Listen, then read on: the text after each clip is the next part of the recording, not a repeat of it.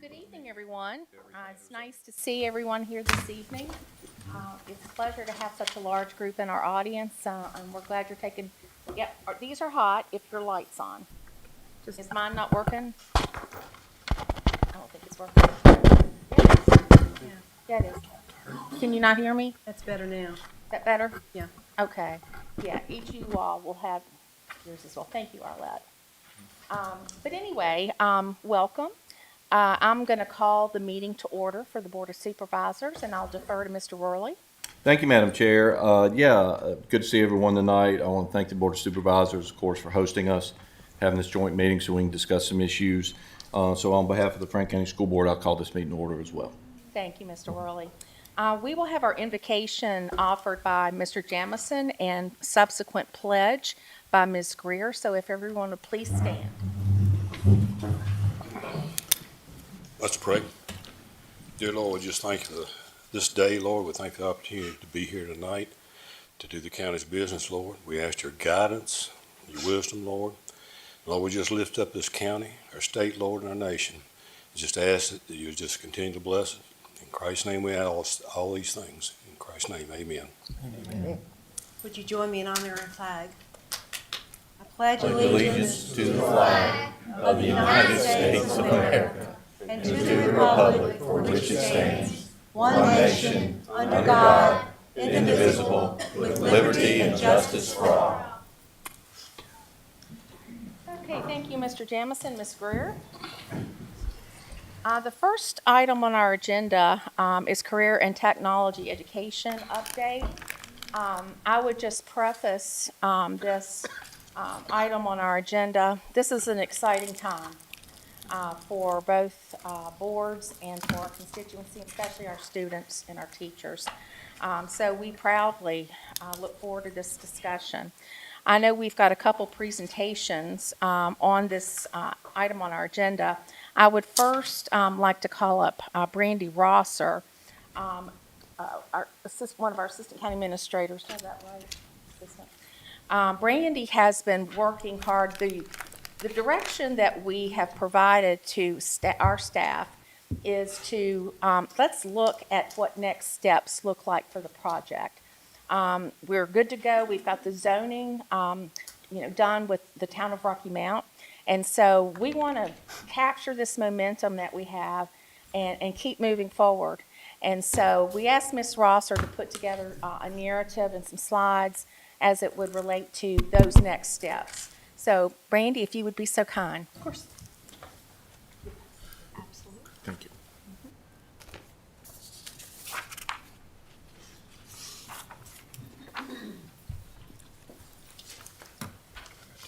All right, good evening, Board of Supervisors members, school board members as well, staff.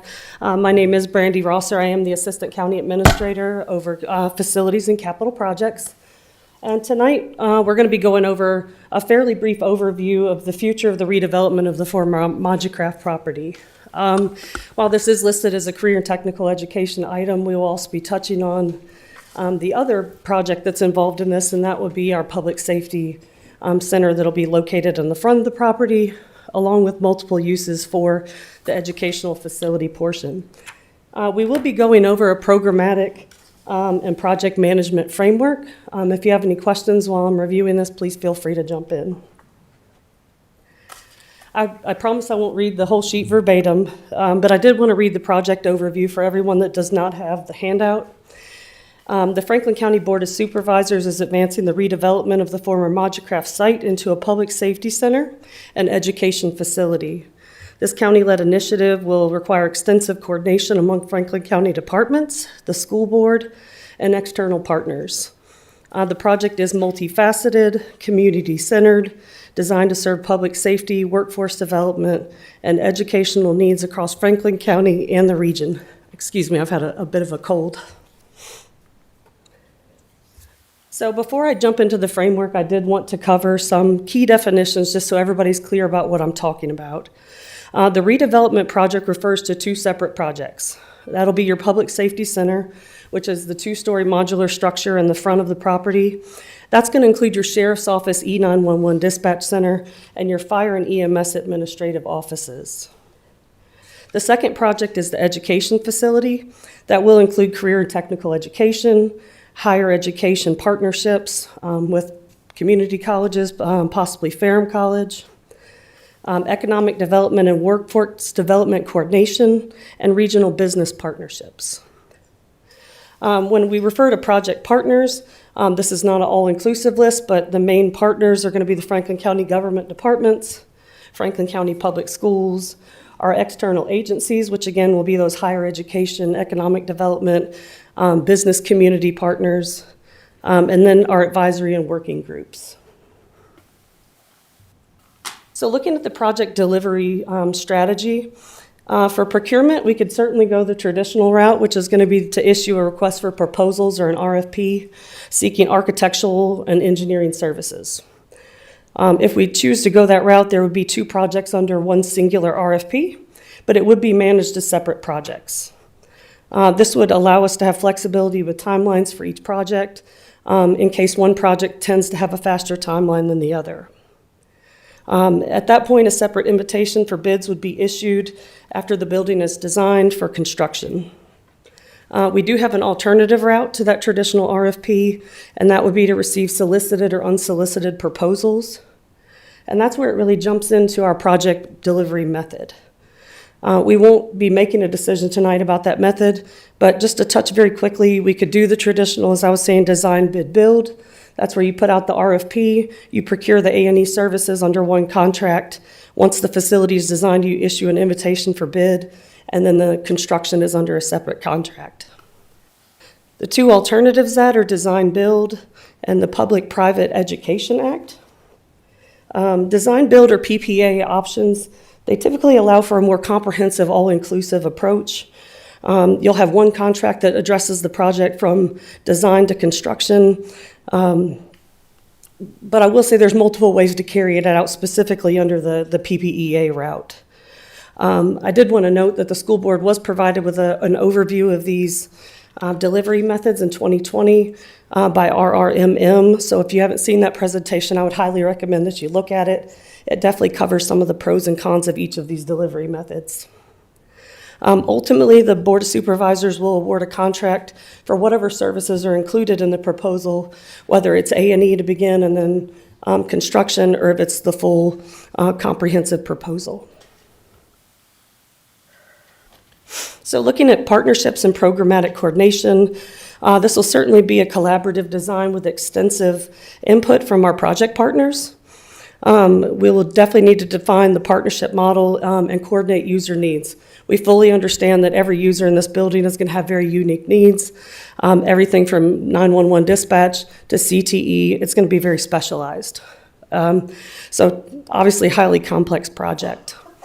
Specific design criteria will need to be outlined by each user, and that's where we really pull in our project partners that have expertise in each of these areas.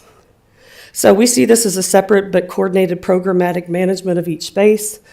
They will be managed separately, but we definitely need to make sure that the spaces interact with each other well and provide any type of requirements we have, either from the DOE, Sheriff's Office, anybody else.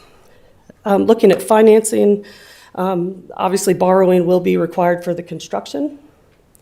Grant funding will be pursued in coordination with our project partners. The Sheriff's Office is looking at VDEM grants. I know the school may apply for a school construction grant. Those will be done in coordination with all of our project partners. But in the end, the overall financial management will be the responsibility of our county finance office. As for construction, it's highly likely that the timeline for the Public Safety Center is going to be quicker than the education facility. And we will most likely look at a third-party construction management company to assist with project completion. Looking at the governance and management framework, I will serve as the overall capital project manager. I will be responsible for overarching coordination, capital planning, procurement oversight, schedule management, and alignment between the 2 projects.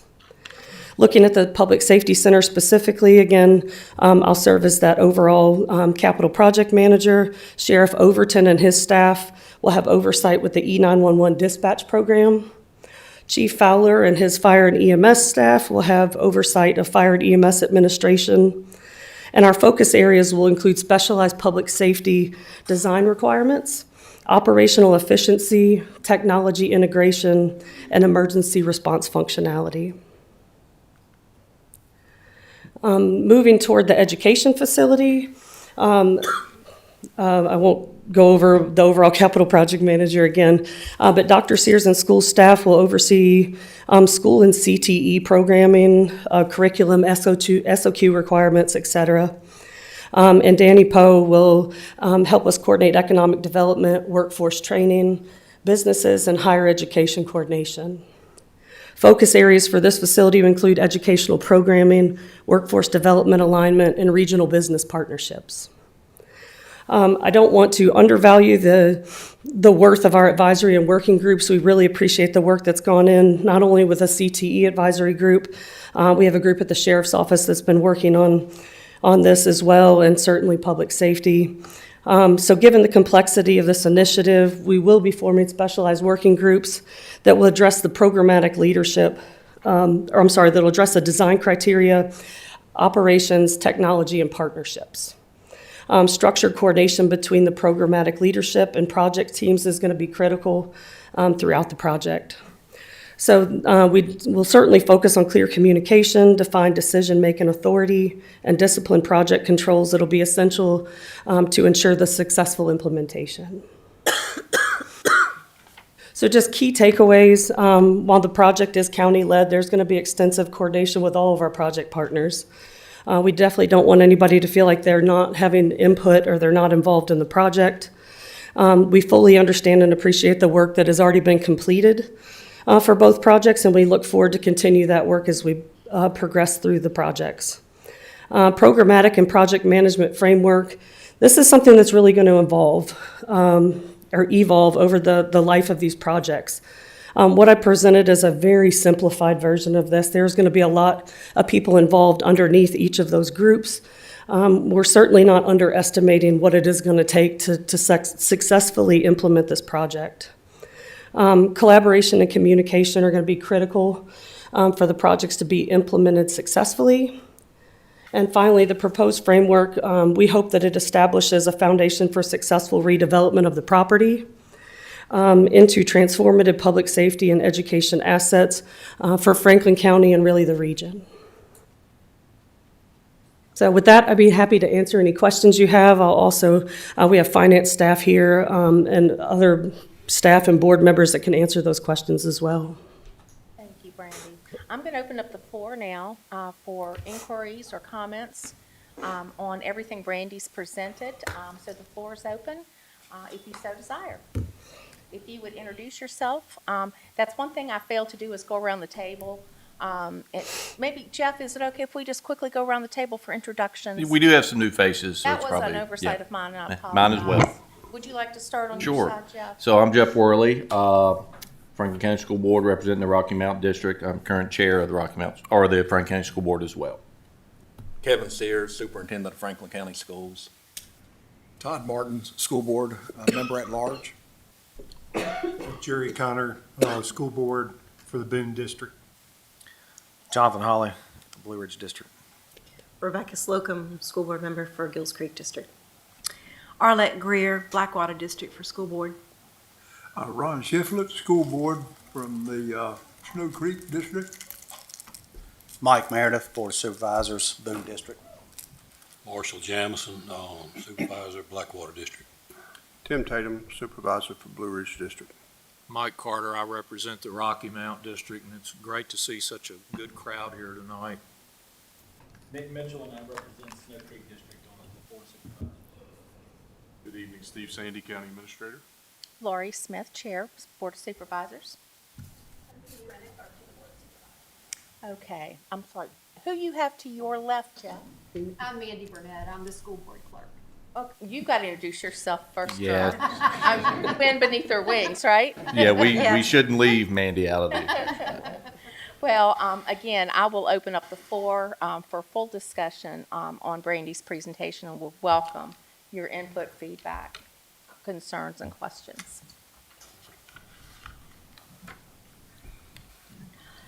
we have a shy group here? I'll ask one question. Please. You know, you mentioned, we did talk in 2020 when we were originally talking about this project, and I do not remember some of the pros and cons of the different designs, like the PPEA or the design build, and I cannot remember the one we fell on. I wanted to say, as a board, we felt like we did want to retain some control of the project, and one of those sort of took some of that control away. Am I remembering that correctly? Yeah, design build or PPEA, it takes away a little bit of that control. Right. You guys issued the RFP and selected Mosley Architects under a design bid build. Okay, that's what Method. I thought, yeah. And that there's a lot of different ways to attack this. They gave us a lot of good, so I do agree if there's some questions about that, you should look up, because there are some good considerations on all of them. Absolutely. Yep. Madam Chair, I have a question. Brandy, for the benefit of the audience, I know it's very early and preliminary. Could you give a timeline on some of these projects, roughly? Part of it's going to depend on what procurement method we go or what project delivery method we embark on. I think if I had to guess, and don't hold me to it, I would say public safety may be able to go in 24 months with CTE and then maybe a 3-year time frame. It's really just going to depend on how that project coordination goes and how long it takes to program the facility. Is that good, Mr. Carter? Yes, ma'am. Okay. Anyone else? Brandy, I'd like to know, are we planning or have we got to the discussion phases yet about how updated meetings are going to move forward? Is there going to be like a small group between like the school board and the Board of Supervisors that could be via liaisons, or, you know, joint meetings quarterly, or have you given any consideration to that? I don't think that we've gotten there yet. I think we've kind of got a direction of how we're going to proceed and how we might structure that, but I don't know that we have a final answer on that yet. And Mr. Worley, it would be great if you could think about that on your side with your board, Okay. what you would like that to look like. Okay. And we'll be doing the same. I think it's really important that we stay in lockstep. This is critical that both our boards stay informed, we're on the same page, and that we're all moving, you know, to the same goals and objectives that have been put forth. Our CTE committee is still in place. It is? Okay. Yeah, it is, and we have, I believe, Mrs. Greer, is it Mrs. Greer, Mr. Holly? Or Mr. Connor? Yes. Okay, so it is still in place, so whenever we feel like there's, you know, a moment where we need to at least start Yep. with a conversation, well, we can reach out to them, start with the small group, and then move forward if we need more information as a, you know, entire board, I think. Yeah, and that's good information for Brandy to hear. Yep. And, you know, as we just begin to start putting the pieces together. Mr. Chair, Yes, Would it go ahead, not Mr. be- Connor. would it not be advantageous to have the building committee included in that? I guess it could, yeah, we also have a building committee, that. You do? Yeah, we do. So it could be, yes, for potential discussion with that as well.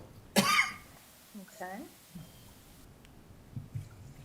Okay, that's great information, thank you. I'm sure to add, I know it's very early, perhaps premature to ask this, but it would be nice to have some projections. If we're talking about 36 months, it would be nice to have some projections on how this is operationally going to affect the budget and money that perhaps we need to be thinking about now to be working into a budget some way. In terms of operations? Yes. Okay, I think that's a very good point.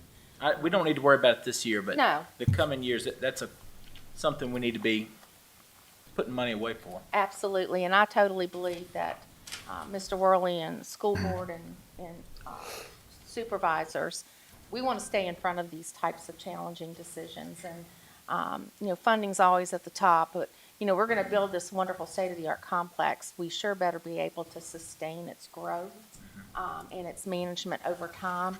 And we don't want to do that on a shoestring. We want to make sure we're doing it well. So that's a point well taken, Mr. Mitchell. Well, it'd be much easier to, you know, it'd be better to be thinking about it now than it would be 5 months before it opens. Thank you for that. Yes, sir. Yeah, I've never been actually in the building or at the building, but I don't need to be to see that it's a big building. over the years, I've seen a lot of projects stall because the owner, the contractor involved tried to renovate the whole thing at one time. This may fall in that category. I hope there's going to be some thought given to picking one or two of the use groups. Like the use group, maybe the fire and EMS would be one, and maybe the welding teacher would be the other. I don't know. And of course, get the roof fixed and get the exterior at least weatherproof, but not in its final form. And then take it chunk by chunk and develop the inside of the building for the fire and EMS and the welding and so forth and so on. That has the potential to spread your cost out over a long period of time. It also gets more people being served by the building quicker. So I hope we take a long look at that approach to the construction.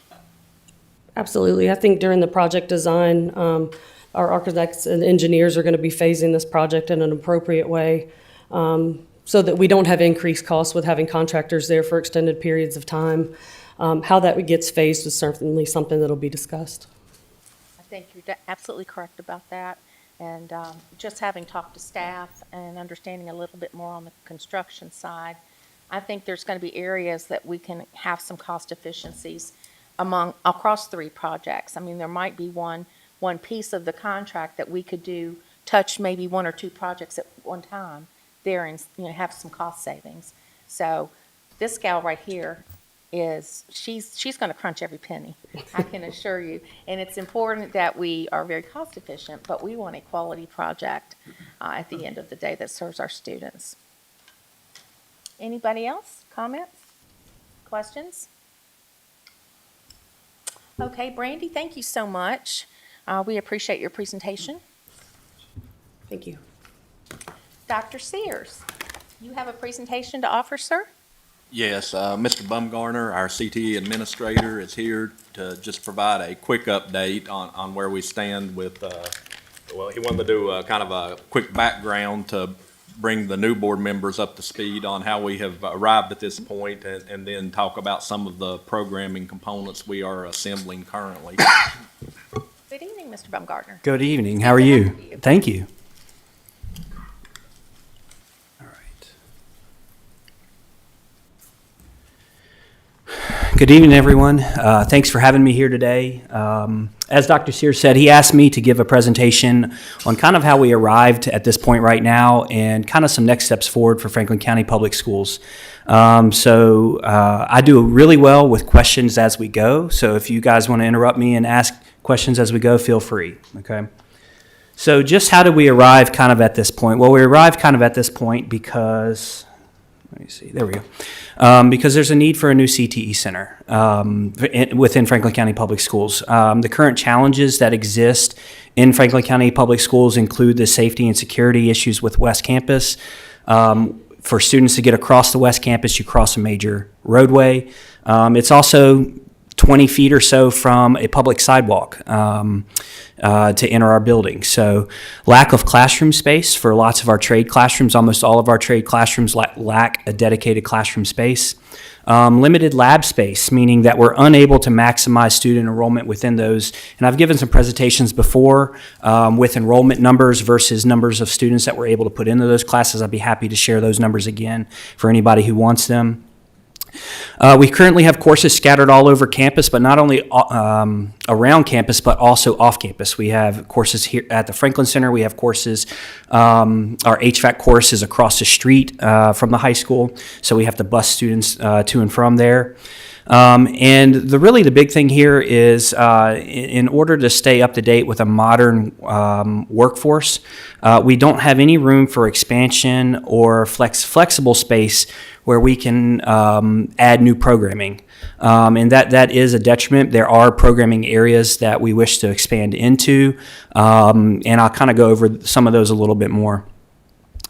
Franklin County's vision, though, is to have a modern workforce development center, a workforce development center that is able to attract new businesses, retain existing businesses, and train a modern workforce. Our goal is to keep our students here. We want our best students staying here, being vibrant members of our community and contributing to the things that happen here in Franklin County. So that's really important for us to try and remember as to how can we best retain our local talent, okay? This is a slide. I really like this slide. We presented at a town hall meeting in Mr. Quinn's district last week. And this is a slide I helped him kind of develop that kind of envisions the role of career and technical education and a lot of other things within the education or workforce continuum here. So obviously the starting point here is K through 12 education. Students will start all in the same place.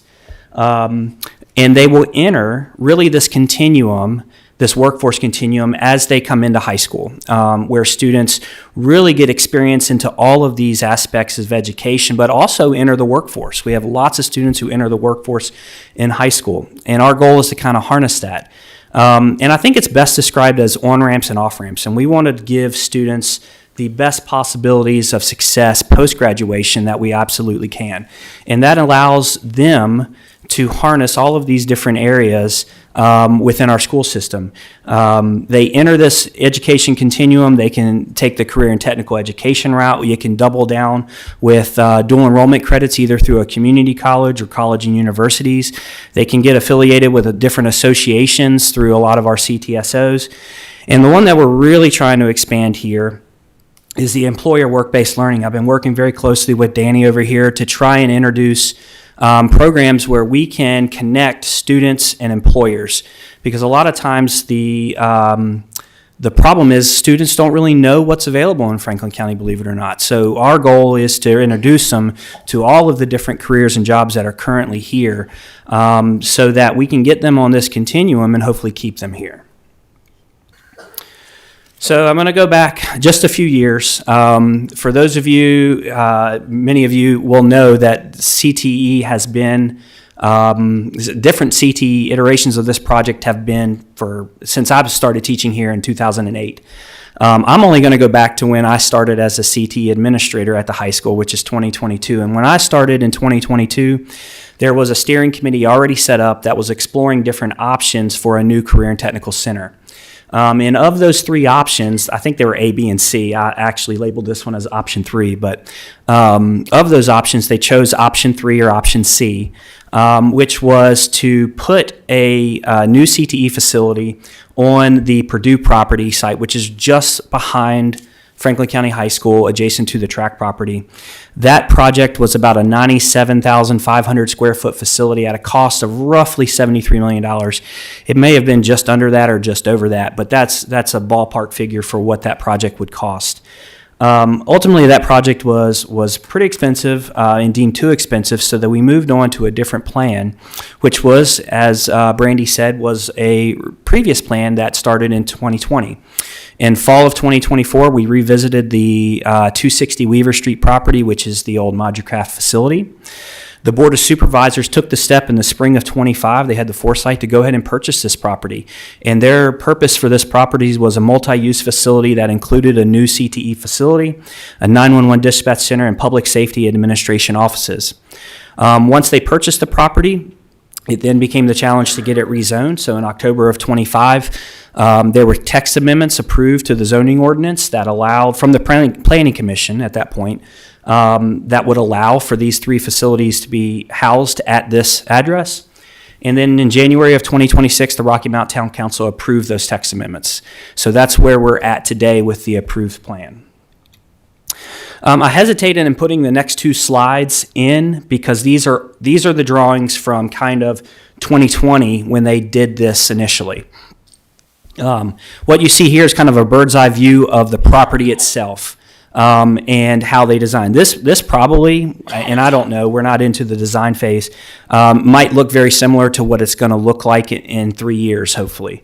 With a dedicated school entrance and a dedicated county entrance to the offices and the facilities that are there.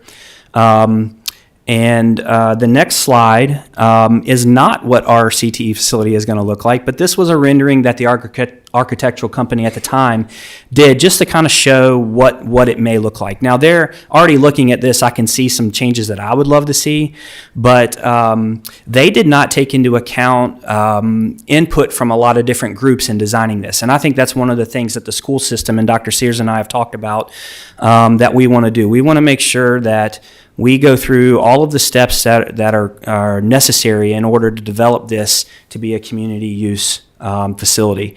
This is an important project for all of our community, especially our school system, but we need to have input from everybody. And the last thing we want to do is go through this project and have a group or an individual come to us and say, you didn't ask for my opinion. So we've got some ideas of how we're going to get those opinions as a school system moving forward.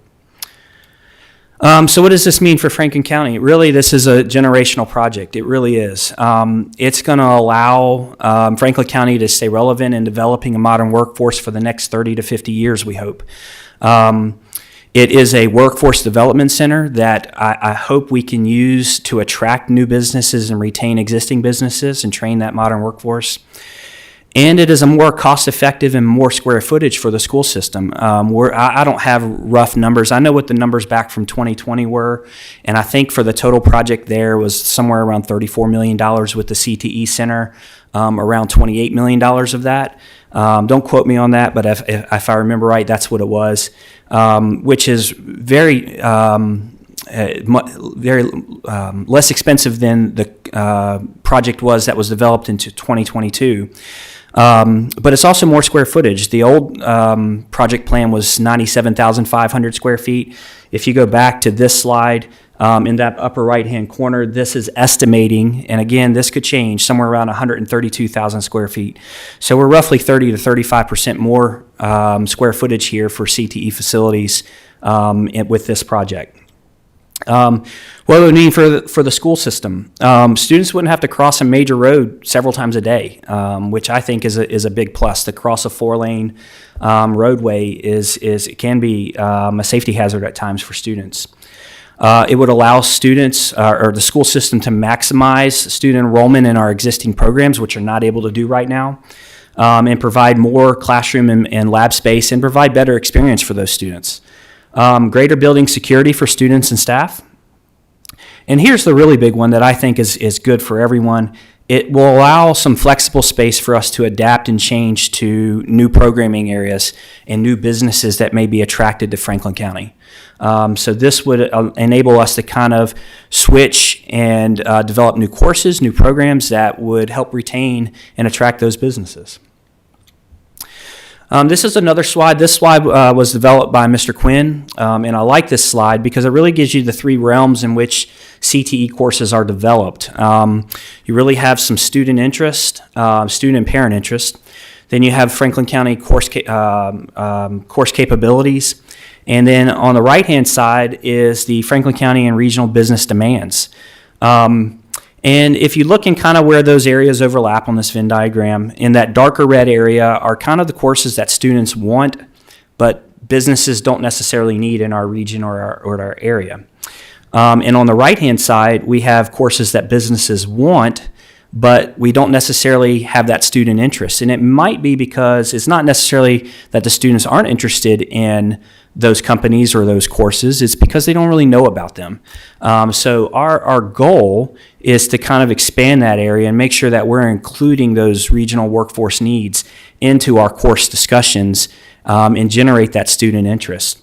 It is worth noting that obviously all of our CT courses fall right in that middle. That's the sweet spot for us. But it is worth noting that any course that gets approved by VDOE, we wouldn't ask for a course to be approved by Virginia Department of Education without having the capability to have that course. But the other two pieces of that are when we submit new course proposals, we have to show that there is student demand for these courses, but we also have to show that there's a regional and local workforce demand for these courses. So those are things that we have to demonstrate to VDOE. So our sweet spot for CTE is right there in the middle where those three areas overlap. So what are the next steps that we're going to take kind of as a school system? And we're still in the planning phase of this, but really what we want to do is engage the stakeholders, teachers, parents, students, community members, local government individuals, local businesses, local and regional industry leaders. We want to engage them in this process. And one of the ways we're going to do that is we're going to take and form a committee with each one of our programming areas. We have 7 different programming areas that encompass CTE. And what we want to do with those programming areas is get them into the weeds of how can this facility meet the needs of all of our stakeholders from their specific program area, from regional business individuals, from community members, from teachers, from students. We want to get their input and make sure that we are getting their information for how we can best serve this facility. And one of the things that we're currently doing is we're aligning all of our learning outcomes with business and industry needs in order to meet those workforce needs. We've been working very closely with the Economic Development Office in order to form partnerships with local businesses, more so than ever. And that's going really well. I'm really encouraged by some of the things that we're seeing there. And then we want to identify the program needs in order to provide students those skills and training needed in order to make them successful beyond high school. When they enter that workforce continuum, what can we give them that when they enter that, they have a better chance of being successful in their careers, okay? My last slide is just, this has been a very collaborative success.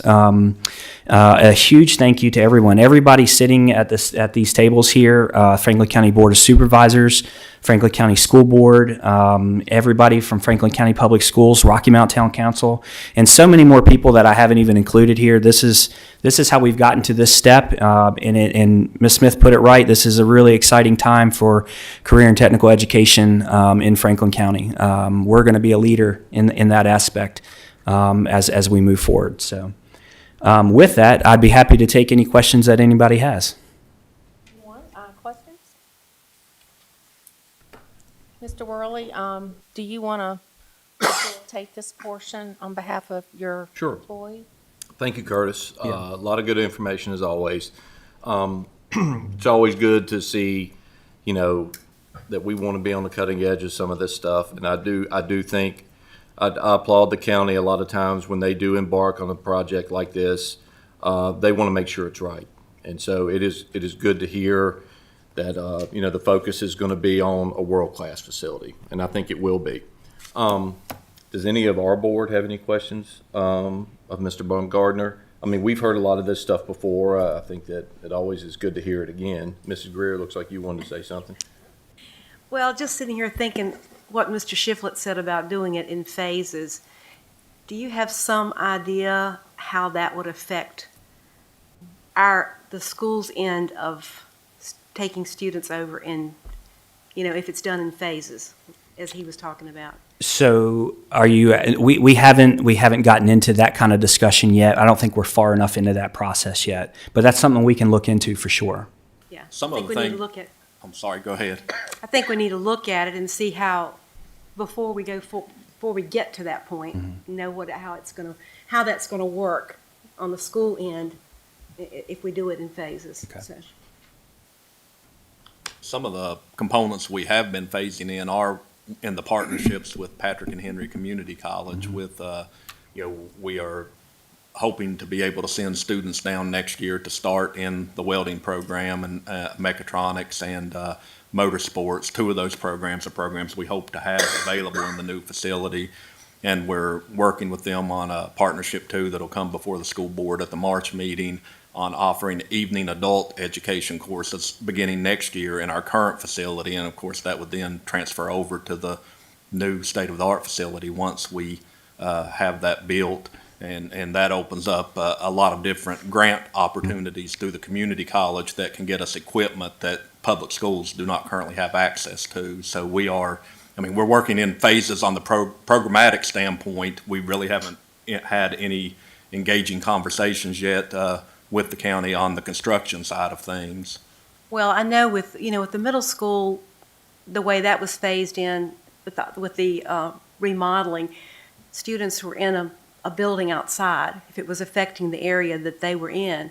This is a little bit different because you're going to have you would have students going in where there's construction going on within the building. So that's something that I'm sure other people have thought about that, but that's just something, with a husband in project engineering, it kind of comes with the territory of thinking about that, so. Yeah. Certainly, anybody on the Board of Supervisors, please ask Curtis any questions, any of the educational aspects. He'd be absolutely glad to answer. Mr. Jameson? Yes, sir. I think Spectrum worked with y'all on that last print for the Moducraft building. I believe so. I wasn't necessarily involved with that portion of it, but I believe it was Spectrum. Did the school coordinate the square footage of these course areas that they needed? Is that coordinated with them, or does that still stand, or is that going to change? That's a good question, and I don't have that answer for you. I can find that out of how they came up with that square footage determination within that Moducraft facility. Daryl Spencer, I might be able to figure out because I know he headed that kind of project. Brandy might know. I was involved in the 2020 feasibility study that was done, and there was extensive involvement with Mr. Spencer, along with other school staff, along with public safety and the sheriff's office. The study was never intended as a full-blown design, so when you see that plan, they basically took the programming that we were told would need to be in the building, what the industry standard would be for the square footage for those spaces, and just gave us an answer as to whether we could feasibly fit those activities in the building. It was never intended as a partnership model, or in some ways it shows collaboration between spaces about what needs to be grouped together, but it was never intended to exclude our businesses, our community colleges. It was really just programming for space. There was never any kind of architectural rendering of what that space would look like. It was very early. I mean, it was very rough. I think it was conceptual at It best. very much, very Well, much. it was definitely a feasibility study or a space programming exercise. It was not intended to be a full-blown design of the building. That's something we're going to have to really tie down, or we need to start thinking about as far as when we get into design. Absolutely. And when we get our architect or contractor on board, however we choose to proceed with the construction method, that's where we're really going to see the collaboration between these groups to determine the programming of the space. Yeah, that at that particular time, the project halted for various reasons. Yes. So that's why it never really went forward any further than just those conceptual drawings. Down the table here, that wanted to say something. Mr. Carter, was you and Mr. Tatum? Yeah, I have a question I'd like to ask. Mr. Bumgarner, I was curious, could you talk a little bit about the collaboration between local businesses and industries and the students and who you're working with and a little bit about, I'm just curious about it. Yeah, good question. We've had lots of meetings with local businesses this year. And really our purpose has been to try and connect students and employers. We want to connect students with employers prior to leaving high school so that when they leave high school, they may have a career to go into, or if they go to college, they maybe have something to come back to. And we have talked with many different local businesses and organizations this year. We've had meetings over at the Franklin Center with several asking them, hey, what skills and what training do you need students to come out with from high school so that we can better match our programming with what the industry needs. We just had a meeting yesterday with Homestead Creamery that's looking to take on interns for next year for the first time. And we've had several others, Goody Boat Company, Rock Outdoors. I know I'm going to miss some. And we've had lots of discussions from these businesses about how they can get students involved with their workplace currently. We have a programmatic change that we're going to do next year is that we have an internship-based class coming on board at the high school so that we can put students in with those employers during the school day. And that's really our goal moving forward is to expand those work-based learning opportunities with those employers, again, to connect students with what they might not know about and hopefully keep that talent here in Franklin County. Great, thank you. Yeah. Excellent. I will say from the town hall in Union Hall last week, there were probably, 30 or 35 people there, Curtis. The feedback was incredibly positive. I think this is something that the community has strong support behind.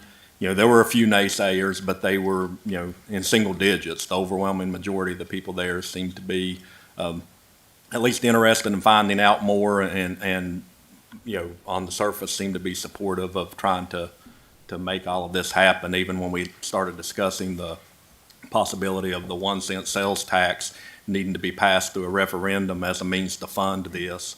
I think there was strong support for that going through as well from that group that was there. Certainly not unanimous support, but there was support there. I agree with you, Dr. Sears. Mr. Burley, I recall back 6 years ago when I first took office and our liaison meetings that we set up. I think all four, the two school board members, I think it was you and Ms. McCray. Or Mrs. Blue, I Ms. think was Blue, originally correct, there. yeah. I think that one of the first goals that we all sat there and held hands with is CTE. Yep. And the unfortunate piece that it's been sitting there marinating for over 20, 25 years. And my understanding is the boards just couldn't get it together. It's relationship-based challenges. And those are not good excuses, I don't think. I think our children and our teachers, they deserve our best attention and our best efforts. And so I am very proud of the fact that the school board and the boards of supervisors have really championed this project. And we're going to see it to fruition. At this point, I can't imagine things that would hold us back at this point. I think the timing and the time frame of, seeing it to completion, there's going to be challenges along the way that are logistical or those types of things, but the intent is certainly to bring closure to this.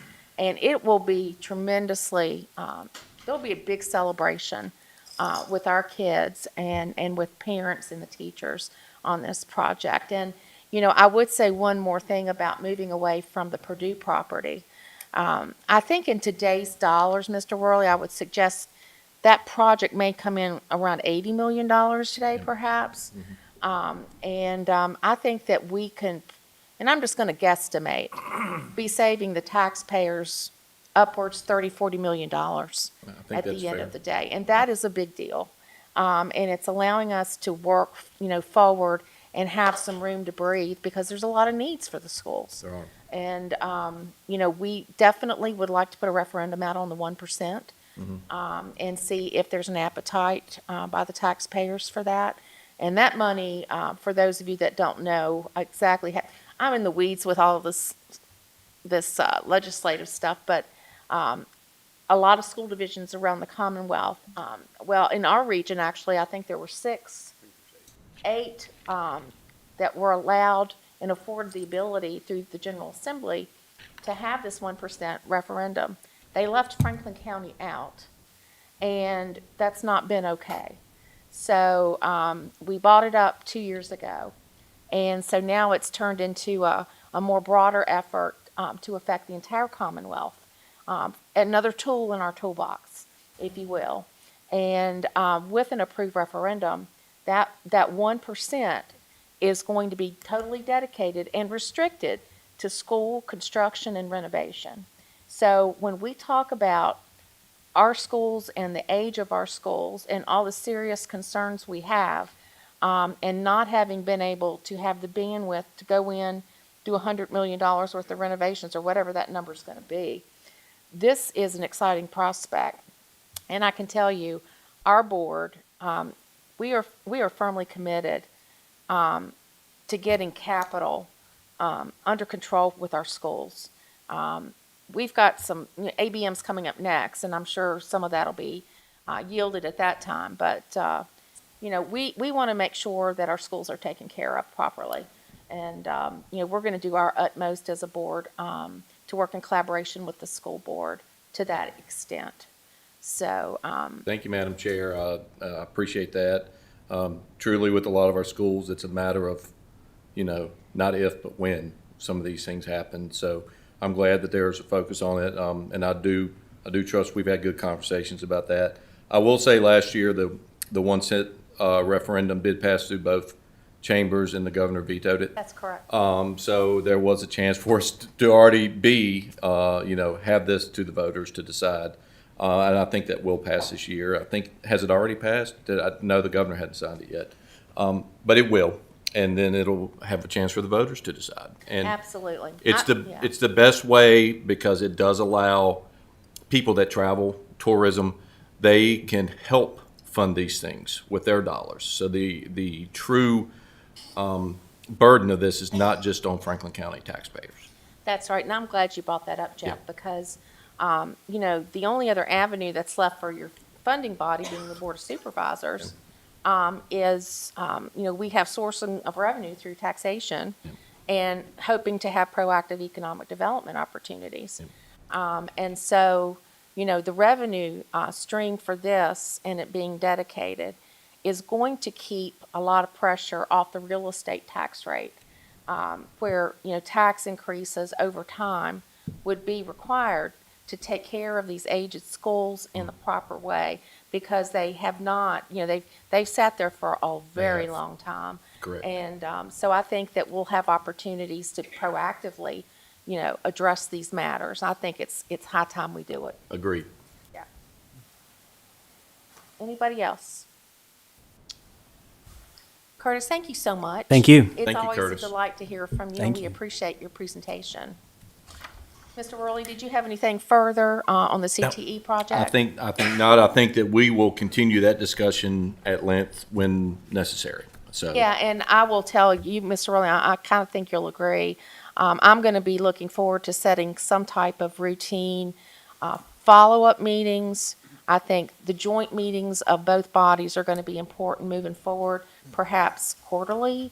I don't know what that's going to look like, but I think it's really important that we all work together, stay on the same page, and that our citizens see the importance and the collaboration on this project and how both boards are standing firmly behind it. absolutely. Okay, very good, thank you. Yep. Okay, Dr. Sears, I will turn over the next introduction to you, sir. Thank you, Madam Chair. We have with us here this evening Mr. Whit Blake with ABM. ABM has been working with us for about a year now. They've done an extensive energy efficiency audit throughout the school division, and also taken a look at some of our HVAC needs and other facility needs to put together a very comprehensive report of the things that our schools need and kind of a time frame that they are going to need to be addressed. And as you can imagine, there are some needs that are just incredibly pressing right now. And he's going to give a presentation on some of those high priority needs and some of the options that we have to move forward with them. Thank you, Dr. Sears. Good evening. Good evening. Welcome. It's great to be here. Glad to have you.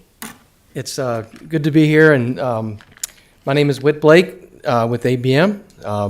Members of the board, it's a pleasure to meet you. Members of the school board, I've had the pleasure to present several times. So it's a pleasure to be here this evening to present what we think is a really good solution and approach for the county to consider tonight.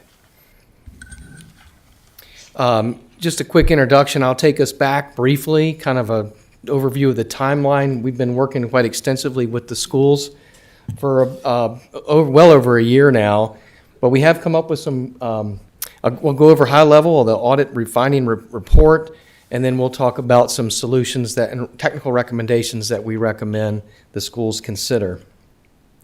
So we actually first presented to the school board back in November of '24 when we introduced this concept. Formally engaged about a year ago in April. And there were 4 priority schools that were identified for us to consider in our audit to look at significant heating, ventilation, and air conditioning upgrades. And you'll see those 4 schools there. The conversation earlier when you talked about funding challenges, we work pretty much exclusively with K-12 schools across the country. My team here just in Virginia. We see this as a common theme for our public schools in Virginia. There's always new demands, whether it be unfunded mandates, aging facilities, and resources, just revenues don't quite keep up with that. So there's a funding gap. So what we look to do in our projects is to help identify some funding sources to close that gap and bring those improvements back into your system. Just quickly here, just wanted the boards to understand how long we've been engaged and working with the schools. We spent the summer of '25 thoroughly doing an audit of all school divisions within the county. and we did an actually engineering analysis and design on 4 schools for HVAC replacements: Snow Creek, Callaway, Rocky Mount, and Liam Wade. We'll talk about next steps, but all the boxes that have been checked, so you can see we've been engaged for quite some time now. Most recently presented to the school board back earlier this month, and we're here today.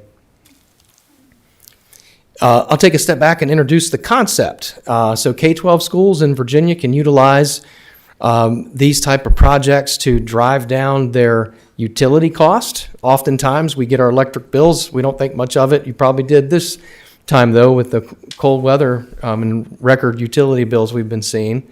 But when schools, they have multi-million-dollar utility budgets, and if we can do district-wide improvements to drive down the cost of electrical and energy utility consumption, we actually use that, we'll call it savings or reallocation, to help fund a project. And then any additional savings stay within the district. So this would be a snapshot.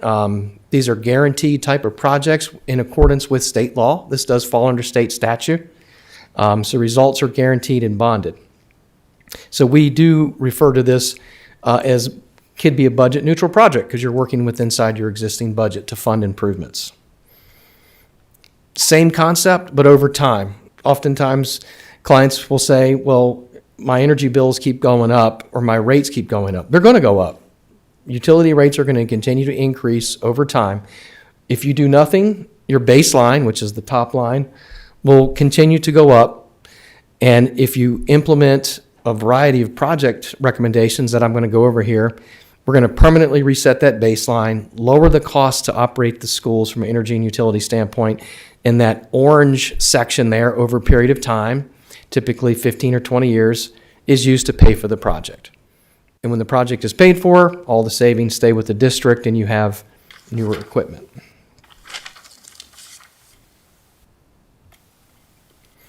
So quickly, I'll cover some project categories that we see in our projects and that we've recommended for Franklin County Public Schools.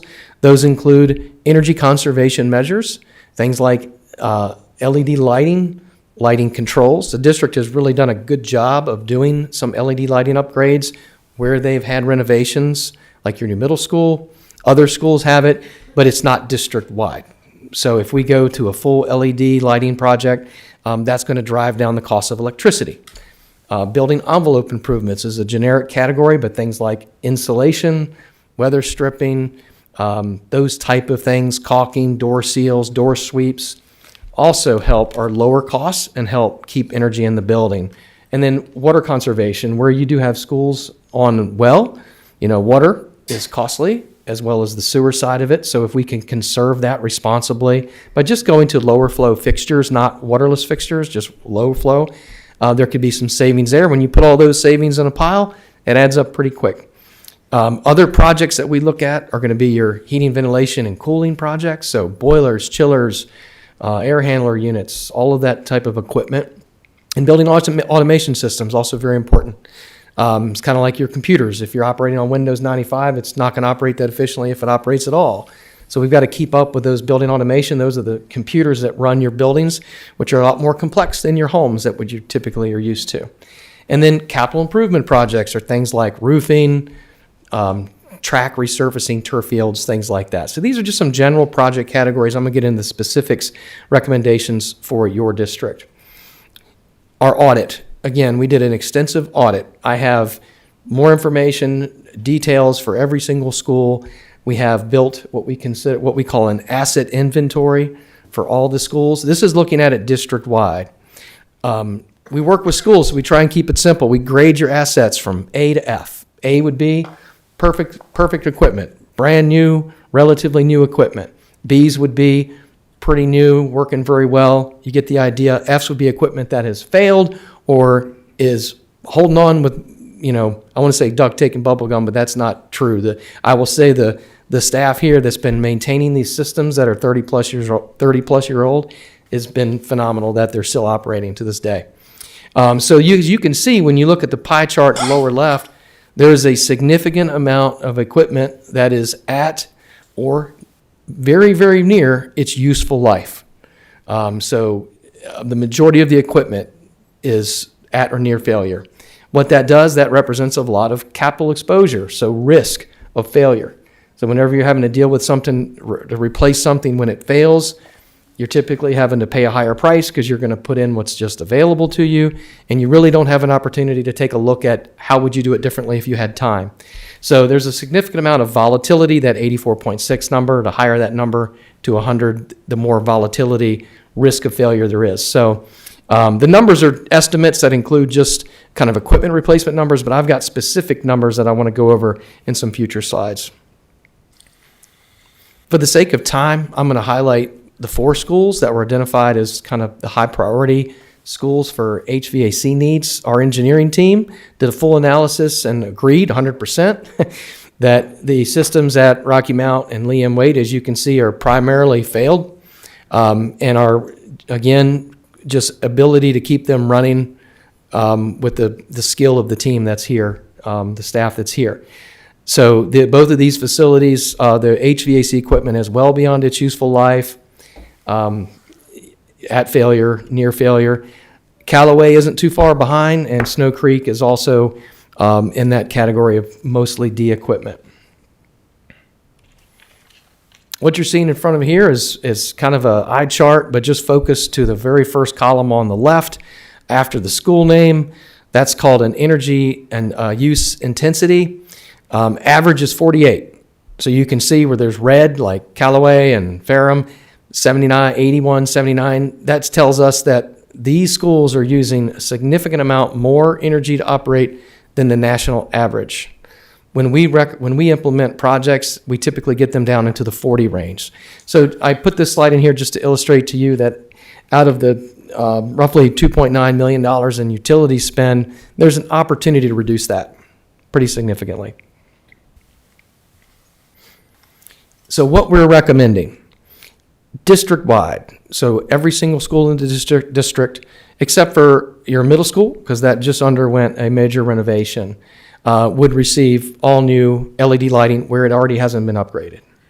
Lighting controls, building envelope, again, that's that generic category that would include things like insulation, door seals, sweeps, so forth. Insulating of piping and ductwork. Some of the schools were not recommending replacement of boilers. We were looking at adding boiler controls, which just helps the efficiency of that existing boiler system. And then water conservation where it makes sense in schools that are on not on well water. And then we are recommending pretty significant heating, ventilation, and air conditioning improvements, and I'll go over those. Replacing boilers with new high-efficient boilers, and also doing some upgrades to building automation system. So this would be district-wide recommendations, and then we've come up with kind of a phased approach to tackle some of this in a manageable way. Starting with Lee Wade, Rocky Mount happens to be the first one in my slide deck here, but just so you could see some of the condition of the equipment, we've got boilers that are about 30 years old. These boilers are utilizing fuel oil, which typically we would not do that these days because availability of propane. It's more efficient, it's easier to get, it's less hazardous to deal with when you're talking about storing it and so forth, but primarily more efficient. You've got rooftop units that are 96, so again, 30-year-old equipment. And you can see the narrative there.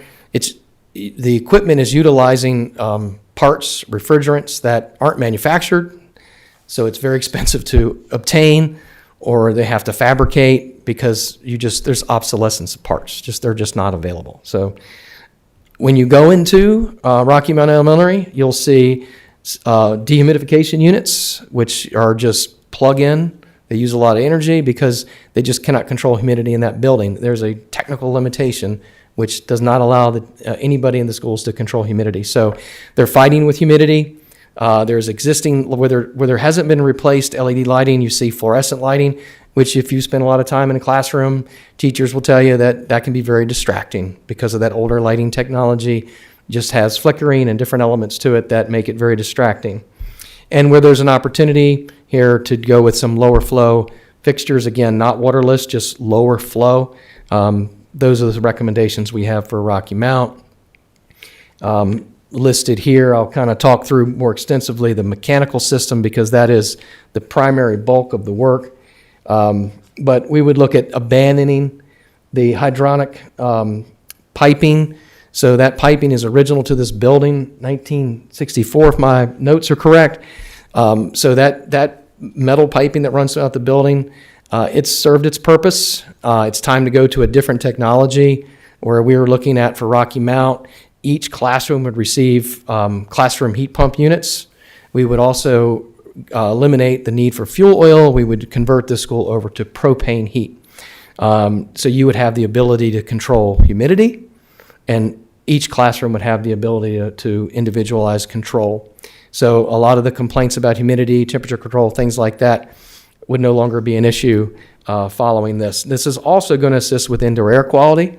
When you talk about legislation earlier, there's legislation out there that requires schools to do an audit for their indoor air quality. This is going to greatly improve that because that is in the next 3 years. That's something that's going to have to be done. A lot of the information we've gathered is going to help in that. But this is going to address a lot of the indoor air issues that the school has. And again, going over with propane heat for the gym. And that would also, because we're doing a heat pump, would allow air conditioning in those gyms so it wouldn't just be heat. And then building automation system upgrades. This is an overview of the mechanical plan, just so you can see we've done, full design. We're ready to go on both Rocky Mount and Lee M. Wade. Lee M. Wade, again, this is probably the highest priority school right now. The middle picture would be a typical hot water radiator. I was told that the piping, they just recently, within the last month or so, had a crack in the steam piping because this building is supplied, the heating is supplied with steam. So on the left side, you've got oil fire boilers that are producing steam. Steam is hot, 215 to 240 degrees. They had a pipe failure. That hot steam went out into a bathroom. Fortunately, nobody was injured or in the bathroom. But these are the type of problems that are going to start happening and continue to happen if they're not addressed very quickly. Again, this equipment is 30 years, 34 years old, so it's well beyond its useful life. 30 years is considered pretty good, and you've gotten more years than that. We're going to be replacing all of the packaged rooftop units on the roof. Those were also, they were put in 96 as 30 years old. And again, the narrative here with Lee M. Wade, very similar to Rocky Mount. If it wasn't for the technical ability of the staff, I don't know how the building would continue to provide any sort of conditioning. So it just uses, there's no parts available. It uses an older refrigerant that you cannot even find anymore. It's all aftermarket and very expensive. Some more pictures at Lee M. Wade. The fuel oil tank is around the back. That would be replaced with propane tanks. Again, you have more availability. It's more efficient.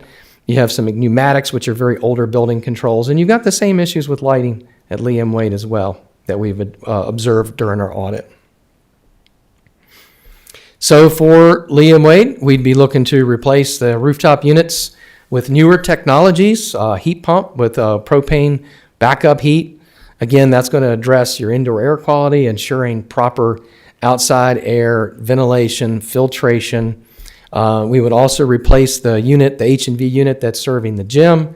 That'd be replaced with the new heat pump technology, which also would add the ability to condition, add cooling to the gymnasium. And building automation system upgrades. So again, we can operate this building more smartly to make sure it's operating efficiently. And the team could do some diagnosis when they're not at the building as well, allow that for remote access. This is, again, the design. We're ready to go at Lee M. Wade. We've done the design for the mechanical. We've done design reviews. We're ready to, really ready to go when we get the authorization, and we'll talk through timeline here. Now, obviously, we've done audits of all your buildings. That has been provided. If you haven't seen it, I can make sure that you see that. I just, for the sake of time, wanted to focus on the buildings that were the most critical and the financial approach that we're recommending for your consideration here this evening. So when you look at the district-wide energy conservation measures, that would deliver almost over $260,000 in annual savings.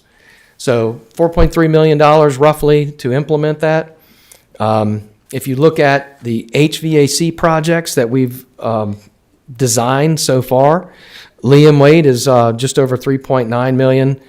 There's not a lot of savings with HVAC. I think there's more that's going to be had, but we're being very conservative here. Again, these are what we call discounted capital projects because there is savings, but not enough to completely pay for the program, that sort of upgrade. You can see respectively Rocky Mount, Callaway, and Snow Creek. Working with the teams, obviously we can't install, there isn't enough time to do 4 schools in one summer. So we really had to kind of focus the approach and which school should we tackle first. And that has shown to be Liam Wade for a few reasons. Safety, because of the steam piping and the deterioration of that piping. Also, availability of the equipment. Believe it or not, we are late in the season to do summer work.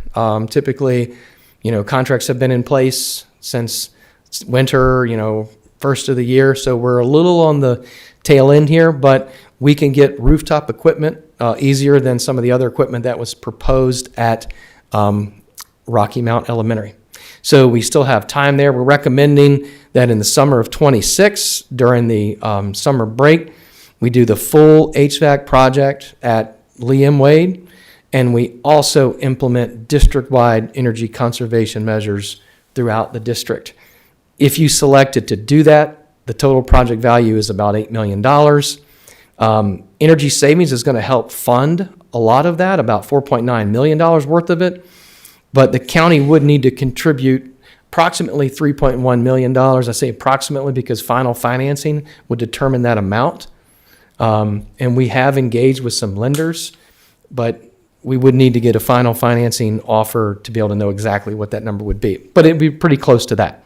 So you can see the numbers in green, the annual savings, and then over the 20-year term, we would actually guarantee that savings for a 20-year period of time, which we're allowed to do in Virginia. So it would allow you to have that payment stream for 20 years to pay off that financed amount. I put forward here the financial pro forma. So when you look at financing $4.9 million to do that comprehensive price, the first green circle is the utility savings that I mentioned earlier would be recognized by doing the project. Carry that all the way over, that would be used to pay for the energy lease project. These projects are typically financed using an equipment lease, a tax-exempt lease purchase program. So you would be neutral. In other words, it wouldn't cost anything additional. And then you would start seeing positive cash flow in year 11 and have about $600,000 in excess cash flow. Again, we would need the bank to run the final amount, but I provided this up here for illustration purposes to see, so you could see how this type of project works. You'd be using some capital money to put as a down payment, and then the rest would be financed. Should the county choose to do it that way.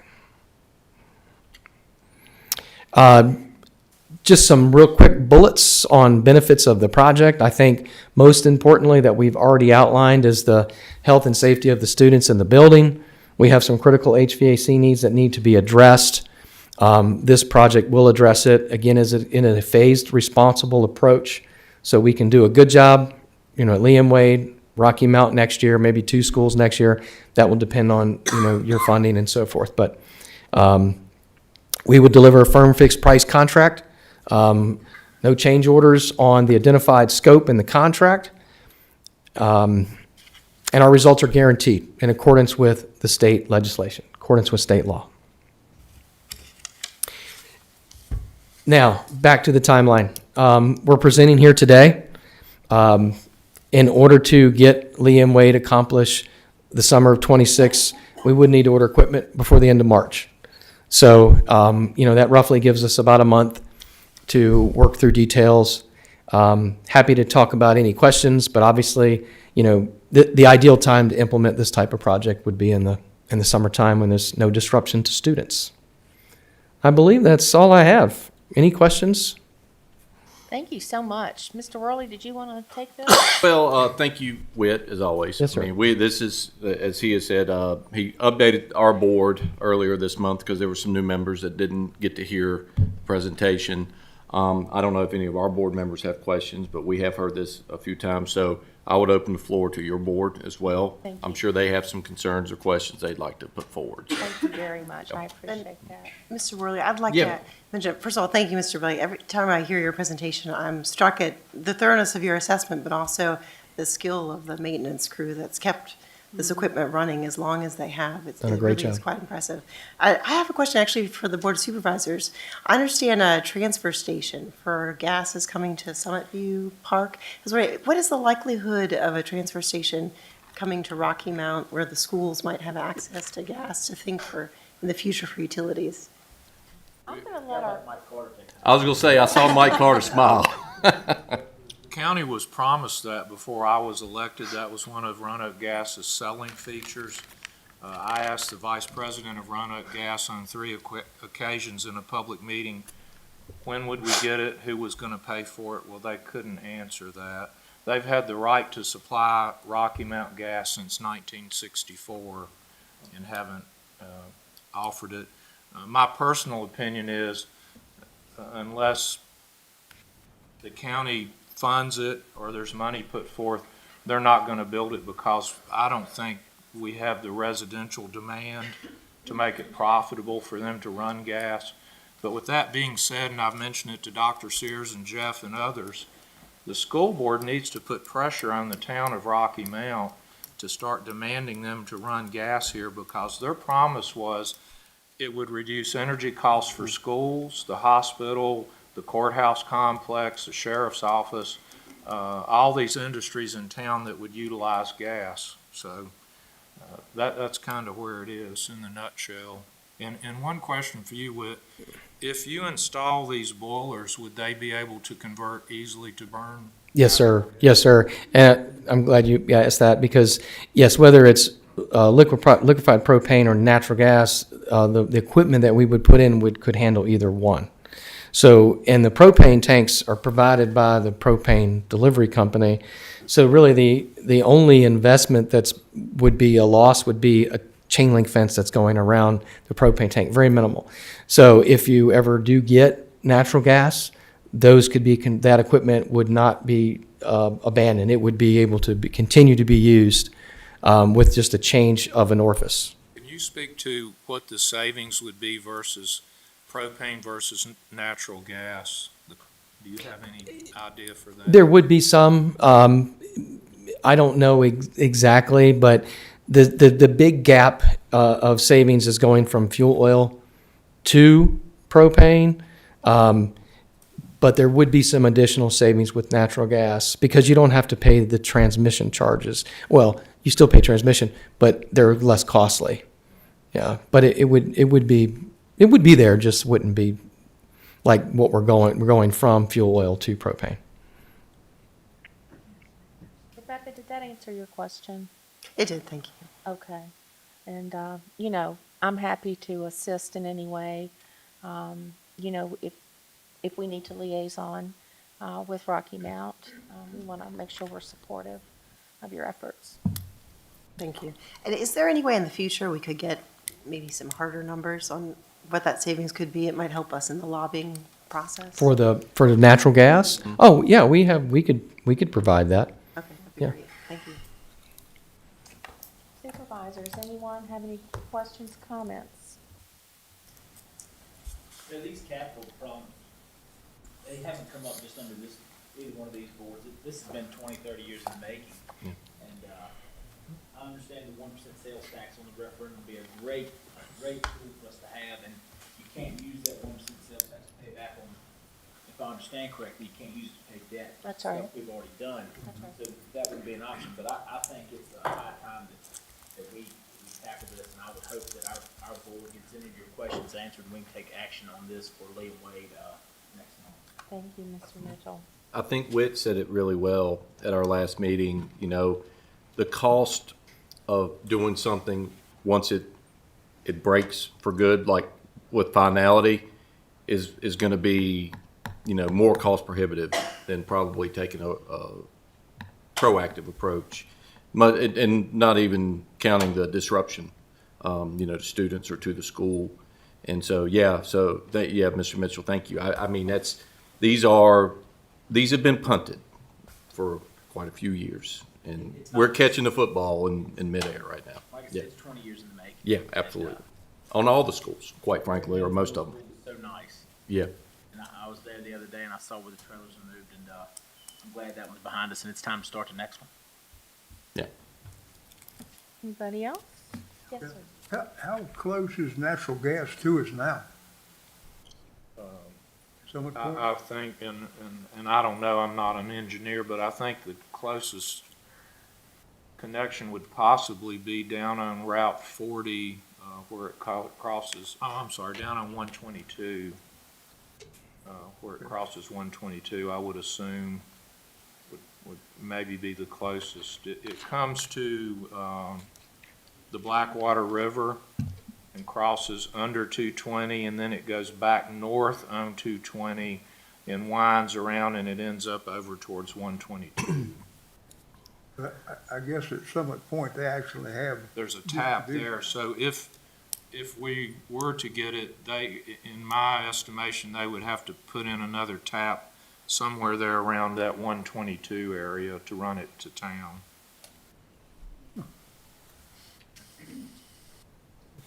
Anybody have That's comments? with the project at Lee Wade you're talking about. That's going to be constructed. You can do that during December 26. Yes, sir. Is that just HVAC end of it, or is that the lighting, We would do all of it. all of it? Now, that price, is that install price, equipment and installation? We are ready to go to contract on these numbers. We actually provided a contract, but we went through a design review and tweaked it a little bit. So you'll have a contract. Just was looking for some direction about, if the boards agree that Lee and Wade is the priority, then we certainly do. Then we'll update the agreement and have it in their hands. These are contract-ready pricing, yes, sir. Could we get a hard copy of that, the board? Absolutely. Of this or the contract? No. Or both? Of this, the Absolutely. presentation. It's on this machine right now. Mr. Jamison, did you have anything further? That's good. Does the board have any, obviously, any action to be undertaken would have to be at our March Board of Supervisors meeting.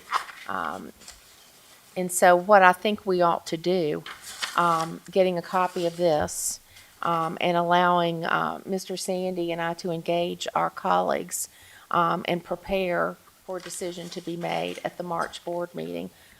If it's in the affirmative, then would that give you enough time to get the equipment ordered? You said by March end? We would have to have identified funding in place Okay. to be able to order equipment. So it would be the contract and funding. So if you have sources of funding, that would have to be, identified as part of it. But that would be all we would need. Okay. Yes, Mr. Mitchell? I wanted to make sure, so when we're looking at this for the total project at 21.3 million, and that's, so all 5 of those. Yes, sir. That's right. So say if we want to take action next month for Lee and Wade, can we pull just Lee and Wade and take action on just that? On Yes, sir. just the 3.9 million? Yes, sir, you could. And so we can break it up that way. and Yes, do it. sir. And the price would remain the same at 3.9 million for Lee Wade if we want to take action on that. Yes, it's 3.907881. Okay. Hold you to it.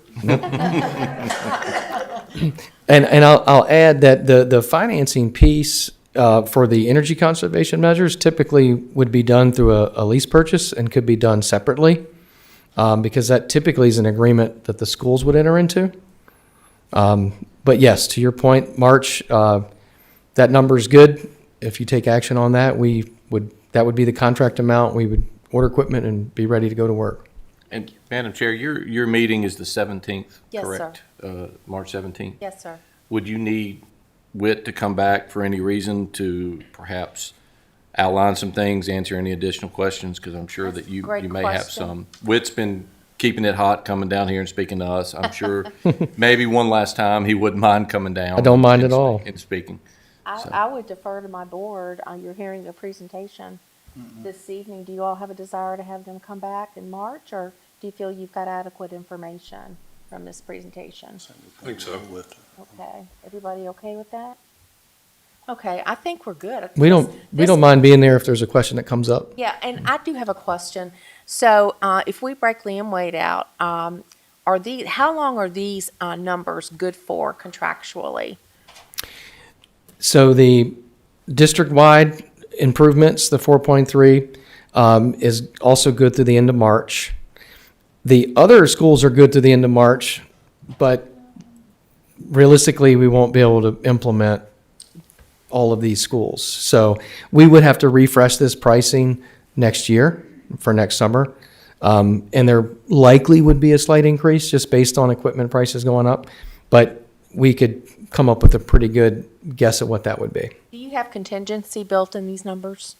We have done extensive engineering and design, so we eliminate a lot of contingency because we do the design up front, right? So we have all of our costing categories covered, from engineering design, all of our labor, mechanical equipment. That's why I have a specific date of what these numbers are good to, because our vendors that we're buying equipment from have provided locked pricing. So we've got those costing categories very well defined. So we don't have to carry a big contingency, like Any? very, very small. I don't know the number off the top of my head. Okay, but is it less than 5%? Yes, Okay. yes. Okay. Because we're putting together a firm fixed price. There's only things that would be not identified in our scope. Oftentimes, if we're doing something and something comes up and we're asked to deal with it, we can do that. But that would be an owner initiated change order. So we do firm fixed pricing. So it's a price that's not going to exceed that unless it's something outside of scope. Well, and I mean, when I look at this just from a common sense perspective, if you will, if the magic bullet came and, we had a board that said, let's go for the 21 million, let's get it contracted. What's the reality and timing of implementing these projects if they're just taken chronologically in order of priority? I mean, so that's getting to my question about how good are these numbers? If you contract for more than just one school, or let's just say, again, that magic bullet for $21 million, that number would hold true then, correct, for each of these projects? But you're saying that if we break them up, there's going to be costs? No, the only thing that would add cost would be time. That's my point. Yeah, time. So, next year, I can predict that there's going to be an equipment, but I don't know exactly what that rate increase would be. But that would be the impact on summer of '27 So pricing. fair enough to say that any contract that gets signed for anything more than Liam Wade, there are going to be price adjustments. That's correct. But yes, so originally we had two schools that we were proposing, Rocky Mount and Lee and Wade. That was our original contract was put together for. And we can easily do two schools in the summer. We would have had guaranteed price for that. But unfortunately, we have just lost that window Understood. at Rocky Mount. I understand. I think it's safe to say that we have to wait and see if the 1 cent sales tax is gonna go through. I think it's fiscally responsible of us to take off one school. Oh, yeah. And then I would say pay attention to that. If it passes, we're gonna need an updated price and perhaps we'd be ready to pull the trigger on the rest of it. Yeah, and we'll have to, I don't know how long it's going to take to actually put the referendum out if we get approval to do so. That's November. And when the actual implementation of, will that be 27, 28 revenue if we implement a referendum this fall and we are successful? My assumption is you could start that immediately. Okay. Has to pass first. Pardon me? It has to pass first. Yeah, correct. I'm not spending any of that money until it passes. Oh, seriously. I am very optimistic that even the governor's going to sign it. Oh, I'm not talking about it being signed. I'm talking about it Oh, the being. referendum? Oh, no, the referendum in this county to I pass. think that's fair. Yeah. And Jeff, just realistically speaking, it would be so wonderful to have, our parents and different entities and groups that, want to see this referendum be available. Agreed, So yeah. that we don't have a huge tax burden that's directed solely on the tax rate of every citizen in Franklin County. I totally agree. So I think, we would like to encourage that, and I'm sure you all would Oh, absolutely. as well. Okay, thank you so much. You're welcome. Quick question, and you may have addressed it a while ago. I missed it if you did. Yes, sir. Are you comfortable that you can get that project leeway done over the summer? If we can get equipment ordered by the end of March, yes, sir. That's the caveat. Or in your contract, or is any liquidated damages addressed, in case you don't? We do not have LDs in the contract. We've worked, the team has sat down with our construction management group, or not management group, but our construction project managers, and we know the window we are working in. That's why it's critical to get, equipment is going to be the big issues. We've got to get contracts in place by middle March, know that there's funding there, so we can order the equipment no later than the end of March. And then, yes, we can get it installed. We're used to working in school deadlines. I can give you some references too. We pulled off a big renovation at Orange County Schools last summer, and Brunswick County Schools last summer as well. So, Okay, well, thank you so Okay. much for Thanks being again, with Whit. us. Thank you. And I appreciate the school board sitting through this again Yep. with us. This has been highly informative and very well done. Yep. And if we can get a copy of your presentation, and Amy's got it. Yeah, it should be- We'll take this under due consideration immediately as we prepare to work towards the March 17th board meeting. So that we can be very definitive about this at that point in time. And I'll have time to work with my colleagues on the board in the interim. okay, thank you. Thank you. Thank you, Whit. Okay, we're going to take a 5-10 minute break. The restrooms are out the hall this way. There's refreshments. If anybody wants a water or something else, let me know. But let's just take a short break. Thank you, Madam.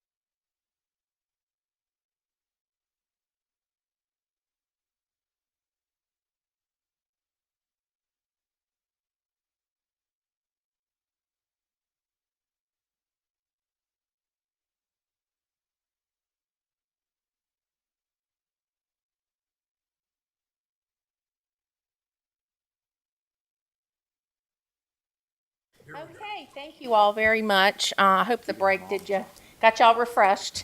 And so at this stage in our agenda, we are down to Franklin County Schools budget presentation, and I would defer to Dr. Sears. Mr. Sandy, did you have any introductory remarks before Dr. Sears gets started? Okay. Welcome, Dr. Sears. Thank you. We're so glad to have you. Thank you all for having us here this evening. Okay, we tried to do the budget presentation a little different this year from how we've done it in years past. First, we tried to do some research to address some of the questions and issues that were brought up at the last budget meeting, and hopefully the first part of the presentation will answer a lot of those questions. You know, it comes up frequently that there is a perception in the community that we are top-heavy when it comes to administrators. You know, it doesn't feel that way when you're working in the school division and everybody's putting in 60 hours a week, from the classroom teachers to the administrators. I mean, everybody's just really working very hard. But, you know, I didn't know how we compared to other divisions. I didn't know how we compared to other divisions regarding teachers, support staff, any of that. And there is a report on the state superintendent's webpage, an annual report that is done. The most recent report available to us is from FY24, so those were the data that we had to draw from to come up with these first few slides that we'll be talking about. But it's kind of an analysis of our staffing patterns and a look at how we've been handling things over the last few years. And I think it will answer a lot of the questions that came up at the last joint board meeting. But just a quick agenda for what we will be covering this evening. First, we'll be talking about the data analysis that covers our staffing ratios, per pupil expenditures, and some of our recent staffing trends. We'll be looking at a review of our budget requests and approvals from FY25 and 26.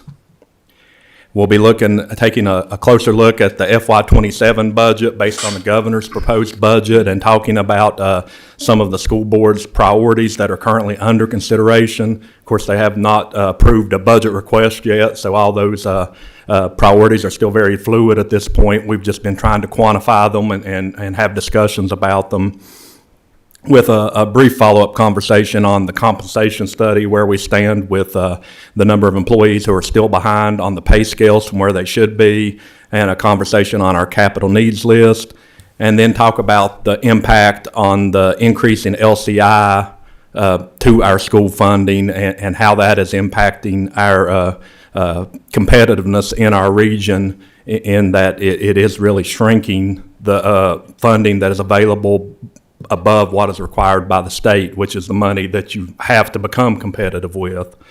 And then we'll summarize it and take on any questions or listen to any comments that anyone wants to make. And just like Mr. Bumgarner said, if you have any questions as I present, stop me. It'll probably be better that way than trying to hold everything till the end. So with our data analysis, what we took a look at was Region 6, which is Franklin County is part of Region 6. I know the Board of Supervisors always likes to look at the school divisions that touch Franklin County, so we threw in Bedford County as well for comparison purposes. So this is a data analysis for Region 6 plus Bedford County on our administrative staffing for FY24. And the state report covers principals and assistant principals per 1,000 students and central office administrators per 1,000 students. As you can see in here, the regional average is 4.86 for principals and assistant principals, and central office administrators 4.53. Franklin County is just a hair below the regional average on both of those, and a hair below the regional average for total administrators. We are at 9.2 total, and the regional average is 9.4. Botetourt County is slightly above the regional average, but taken as a whole, I would put the two of us as as close to the average as you can possibly be, because we are right in there. So when you compare us to other divisions and the number of administrators per 1,000 students, it does not appear that we are overstaffed, at least compared to Region 6 and with Bedford County. We are on the low side of average. We also took a look at instructional staff and keep in mind, this is at FY '24, the year before we consolidated schools, and we've taken some measures since this point that will affect these numbers when the new reports come out. But in FY '24, Franklin County had 94.86 teachers per 1,000 students, 27.9 teachers aide per 1,000 students, and we're behind only Roanoke City in the number of instructional personnel per 1,000 students. So I think the perception that we are investing in administrators and not teachers is a misperception. I think the data show that we are investing in direct services to our students, to instructors in the classroom, people who are hands-on with our kids every day, which is where the investment should be. And we have reaped tremendous dividends from that investment with academic achievement, because our numbers, as we discussed previously, we are currently in the top 25% in the state in regard to student achievement. So it's not an investment that doesn't bear fruit. It is really turning out great, high-quality graduates, and our teachers just do an excellent job. When you look at the total employees per 1,000 students, Franklin County is the lead in the region. There are a number of reasons that will contribute to this that we'll talk about in a few minutes. In our cost per pupil comparison for the region, something I forgot to mention, on Region 6, Craig County is a member of Region 6, but I took them out of the comparison because they only have 400 students, and it really skewed their numbers to look like they had 20-some administrators per 1,000 students, and that's just not the case. But because their enrollment was so low, they really weren't a good measure. We just left in all the school divisions that had more than 1,000 students. But in some of the other comparisons, Craig County is in, because we're doing an apples-to-apples comparison. But with the cost per pupil for FY '24, Franklin County is 6 out of 14, and at 14,000, we're at 106. We're below the state average, slightly above the region average, and this formula that is used to compute the per pupil expenditure from the state, it takes into consideration everything except capital outlay and debt service. So everybody is putting the same input into this formula, whereas I know we like to take the local budgets and come up with an average on that for conversation purposes, but that is not necessarily an accurate reflection, because that is factoring in debt service, and it's factoring in different grant monies that not every school division has and not everybody has every year. So this is the official report from the state, and we are certainly on the upper 50% of the region, but we are not at the top of the region, which is also another misperception about Franklin County. Dr. Sears, may I ask a quick Yes. question? Does the state put in SPED with these numbers? Yes, they do. Okay, Yes. thank you. Now, what would not count would be CSA costs, because those students actually are pulled out of our enrollment. So those costs are not factored into any of The these. CSA, right? Yes. Right, of course. Thank you. Okay, FCPS staffing reductions. These are all the categories since FY '23 where we have reduced staff by more than 5%. And like I said, the data that we were looking at were all from FY '24, and that that was the last year that we had 12 elementary schools. So we have been taking steps to reduce staffing in accordance with the decline in enrollment. And as you can see here, during that time period, the number of teachers, and we've been able to do this all through attrition. We've not had to do a major RIF. We haven't had to lay off anyone. It's done as people leave. We evaluate whether or not that position can be absorbed by other people, and through transfers and attrition, we have been able to do a reduction in force. So as you can see that teachers have been reduced by 9%, paraprofessionals by 11%, principals by 14%, librarians by 12.5%, food services by 19%, custodians 10.5%, bus drivers by 8%, and a total reduction of all FCPS employees of 6% during that time frame. I put a note down at the bottom because I think this is very important. It's easy when you start talking about positions and budgets to say y'all need to cut positions or you should look at cutting positions. But it's also important to remember that 80% of our employees are citizens of Franklin County. So if we start talking about doing layoffs and RIFs, we are talking about really upending families in Franklin County that live here and pay here, and making the investments in those employees of Franklin County Public Schools is putting money in circulation in Franklin County that makes its way through our small businesses. It makes its way back to the county in tax dollars. So it is a very good investment in this community to have the employees working for Franklin County Schools. So there are many layers to the conversation for folks who think that we probably need to just go through and do some type of quick downsizing, in that there are unintended consequences. And once again, we have done great things in our classrooms with the investments that have been made. So what do these data show us? That we have made a strong investment in instructional staff and employees who provide direct services to children and families. Administrative staff fall into the average for the region, the low average for the region. Reductions in the number of employees since FY23 should be pulling us closer in line with the regional average for staffing trends and cost per pupil.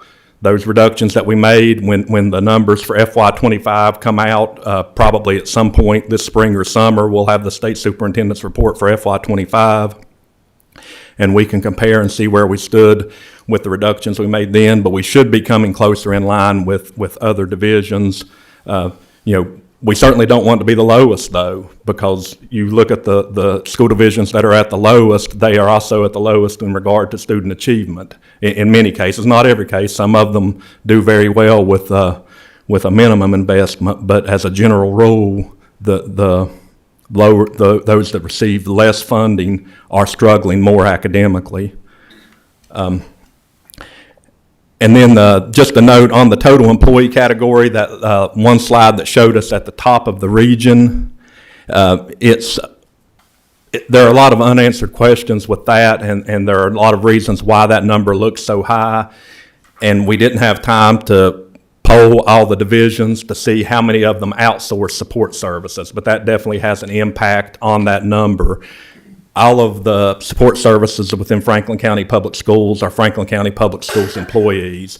There are school divisions in our region that outsource custodial services, that outsource food services, that outsource transportation services, and we don't do any of that. We just don't know which of those divisions outsource which services, but that would impact that number. So we put it there for conversational purposes, so we would know we had 217 employees per 1,000 students, and 87% of those employees are Franklin County residents who live here and pay taxes here on our contributing members of our society. But it's not that is seen as a financial burden. It's because other divisions have just as many people working per 1,000 students. It's just they are doing that through contracted services and not directly employing their support employees. Okay, our recent budget request. I know we've had conversations, and I don't know if it's a misunderstanding or what, but there seems to be a feeling that all of our requests are getting funded.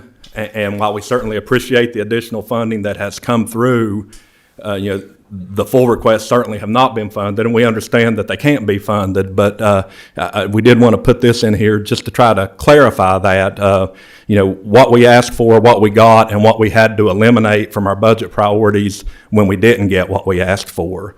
And I only went back to FY25 because that's the time that I've been here. I didn't try to go back prior to my arrival and dig through the budget reports, but in FY25, that was the year that we closed 2 elementary schools. The board kicked in $920,000 additional. We asked for $39 million. We got $36.6 million. We were able to do phase 2 of the compensation study. That came with about a $3-point-some-odd million price tag, so a large portion of that was covered through the cost savings from consolidating the two schools. The $920,000 helped make up the difference for that. What we couldn't cover that year, but that we had hoped to cover, was offsetting some of the health insurance cost, school security measures, and bringing some of the other positions up to market salaries. In FY '26, the Board of Supervisors approved an additional $500,000 in local funding. That along with some of the additional state money did allow us to provide a step increase for all employees. What we couldn't do that year was implement phase 3. We couldn't expand health benefits for uncovered employees. We had identified transportation needs that we had to push to the side, and we weren't able to bring some of the identified positions up to fair market value. So this is just to try to clarify that, we certainly appreciate the additional funding that has come our way, but it has not been what we needed it's not been what was presented in our needs-based budget. And we'll talk about some of the fallout that we're now experiencing from that this year when we get into the capital and the transportation budget request for FY '27. Okay, the FY '27 budget transportation, I'm gonna ask Ms. Tuttle to come up to give us the initial numbers on that, and then I'll take back over and cover the budget priorities that are currently under consideration by the school board. Good evening, Ms. Tuttle. Good evening, boards. It's a pleasure to be here tonight. As Dr. Sears said, I want to go over some of our budget projections for next year and the governor's proposed budget. Currently, our budget is based on 5,704 students. The state has projected that to decrease to 5,567, which is a decrease of 137 students. Now, over the last 3 years, we have not seen that big of a decline. However, the most conservative number to use is what is provided by the state. Because if we miss that number, then that's all on us. Our projected ADM loss of 137 students is going to result in a reduction of state revenue of $1,349. And we currently have 987 students currently enrolled in homeschool. However, this is a decline from 1,008 from last year. Our LCI has increased from 0.4596 to 0.4829, which is again resulting in a loss of state revenue of $1.2 million. Lottery fund is projected to decrease, which is a loss of $281,282. And the lottery fund helps fund things like our VIP program, our at-risk students, compensation for teachers. So that is the state projects a decrease in that. The proposed budget decreases the employer contribution rates to instructional retirement benefits, which actually brings us a net savings of what we project to be about $993,000. The budget also includes the state share of routine benchmarking, which is basically the state's inflationary factor.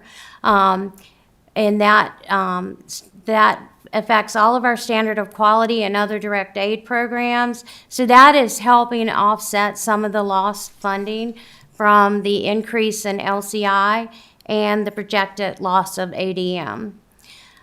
Based on the calculations from the governor's proposed budget, we are projecting state revenue or total revenue of $99,504,114.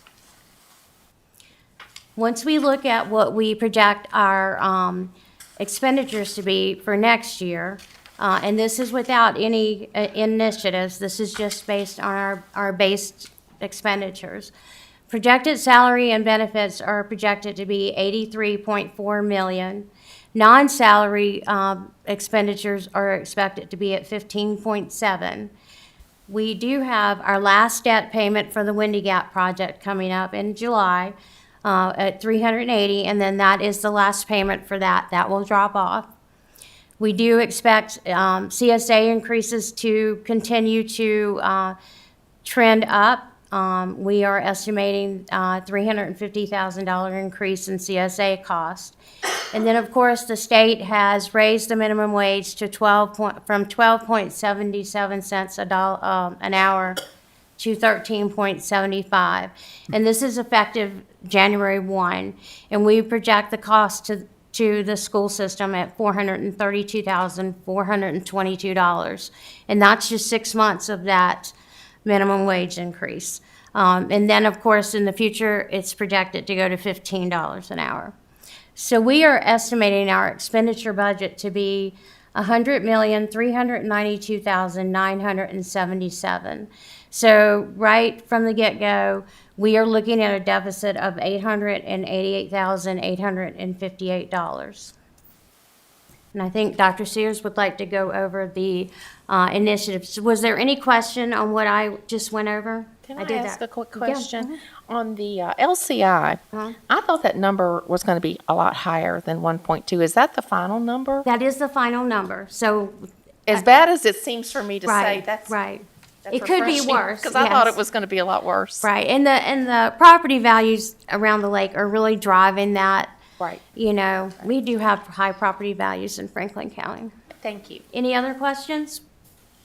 So can you explain the point, the budget includes the state share of routine re-benchmarking costs? Can you explain that to me? Yes. When all of the schools submit their annual school report, basically they look at how much has the overall cost of operating increased. It's basically an inflationary factor that is given to the school systems by the state. So it's just another word for inflation, basically. Sharon, is that every 2 years? Or is it Every 2 years it's they every do the 2 years? re-benchmarking, Okay, yes. that's what I thought. Mhm. Thank you. Any other questions? Ms. Settle, just to clarify, following your speech, it sounds like even taking out the revenue loss from the loss of students, the $1 million, by the time you add up the LCI increase along with the loss from the lottery fund and the retirement, we're still looking at about a $2 million loss from the state. And is that fair to say? The re-benchmarking The offset a lot yeah, of that. yeah. We're starting with about close to $900,000 deficit is where we're Mm-hmm. starting the discussion for Right. FY. So it's It- better yeah. than we initially thought, and it could be better still when the General Assembly budget comes through.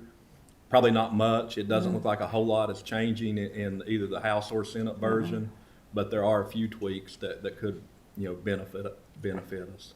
Okay, thanks. Any other questions? All right, I'll turn it over back to Dr. Thank you. Thank you, Sharon. Okay, at our board meeting last week, we started trying to put into a list our budget priorities for FY '26, and this is where I think, at least for the last 2 years that I've been superintendent, we have fallen short in communicating our priorities to the Board of Supervisors and letting you know when funding is not made available, what we have to set aside. And I think that has led to a lot of misinformation or believing things that are true that aren't true over the years. So this year we are going to try to do a much better job in communicating what we're asking for, why we need it, and and once we know what our funding is, what we had to cut from this list in order to make our budget. And hopefully that will clear up future conversations about our budget and what we were able to do with the funding that was provided. But for the sake of conversation, I divided it into three categories, or we divided it into three categories. We divided our priorities into instructional and personnel, additional transportation initiatives, and then capital project initiatives that exclude major renovations and construction projects, because those are an entirely different conversation that really don't factor into our operational budget. But as far as our instructional and personnel initiatives, of course, phase 3 of the compensation study is certainly the top priority and has been ever since we implemented phase 2, and that comes with an estimated price tag of about $3.9 million. market adjustments for positions that were left behind in the compensation study. When it was done, there were a number of positions that, and Mr. Cuddy can answer any questions about this if any board members have at school board or board of supervisors, but there were positions at that time that we were not able to bring up to market value, such as nurses and some of the bookkeepers and these other positions that are still paid well below market value. So in order to bring them up to where they should be, it would take an additional $350,000. The DSIP program for current retirees is $414,000 for next year if we want to continue that. DSIP program for 2026 retirees, if we want to make it available to them, that estimated cost would be about $130,000. Local share of textbooks, the math adoption is needed. That is estimated at about $500,000.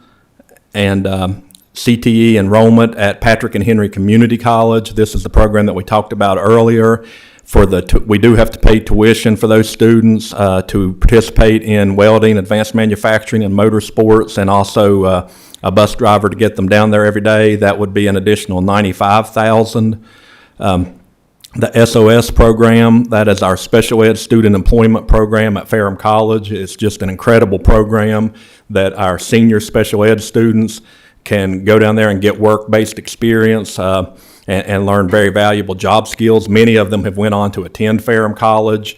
I think maybe all but one who participated in the program were employed immediately out of school or in college right out of high school. So the success rate for that program has been wonderful. They have been grant funded up through this year. The grant ends this year, and so Mr. White, who runs the program, came to the board earlier and asked that we consider using local funds in order to keep that program going, and that would be a cost of $54,000. And then health insurance premium increases for our employees come up to $1.2 million. So the total instruction and personnel initiatives that the board is looking at currently is $6.7 million. The transportation initiatives. Yes. What percentage was your health insurance? How much did it go up percentage? I think it was 12.7%. Thank you. The transportation initiatives, we are really struggling with buses, and we'll talk about that more in a minute, as far as being able to fund the repairs that need to happen. We've talked about at previous board meetings that in order to be on the state replacement cycle, we should be replacing 12 a year, and we've been replacing 3 or 4 a year. It's really catching up to us now. We currently have 3 buses that are sidelined because they need transmissions or major repairs that we do not have the funding currently left in our transportation budget to do this year. So we're having to push them to the side and just use substitute buses right now. That problem is only going to grow every year, and because we have, as Mr. Worley said, this has been punted. Hasn't been punted by the current boards, but if we neglect to do something in the very near future, we're punting it just like everybody before us has done. And it is, we're getting to a critical point in regard to transportation. So there is a program out of Virginia Beach where they sell used buses that are in really good shape with, what do they have, Dr. Nestor, about 50 or 60,000 miles on them? 5 to 7 years of age. So we feel like with a decent investment, we can get a good number of them and replace some of them that are failing now, in addition to the 3 or 4 new buses that we're able to purchase each year.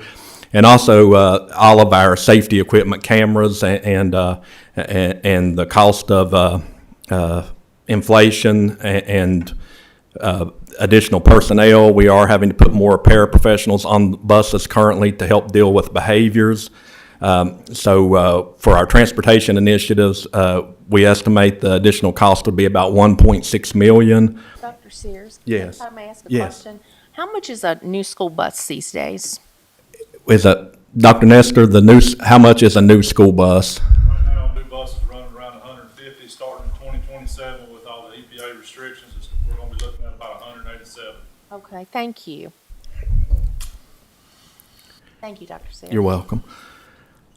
Capital project initiatives, like I said, these are we're not talking about the CTE Center, we're not talking about the ABM project. These are just things that need to be done that we really don't have the funding to do within the $1 million or so of annual capital money that we receive.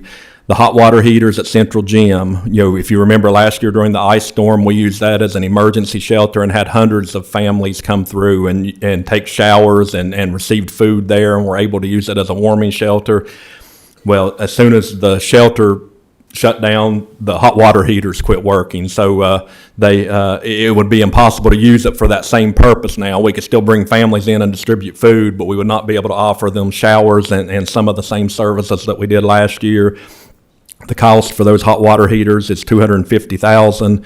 FCHS fire alarm replacement would be $80,000. Tech C and Tech D need some of the rooftop units replaced. That would be $150,000.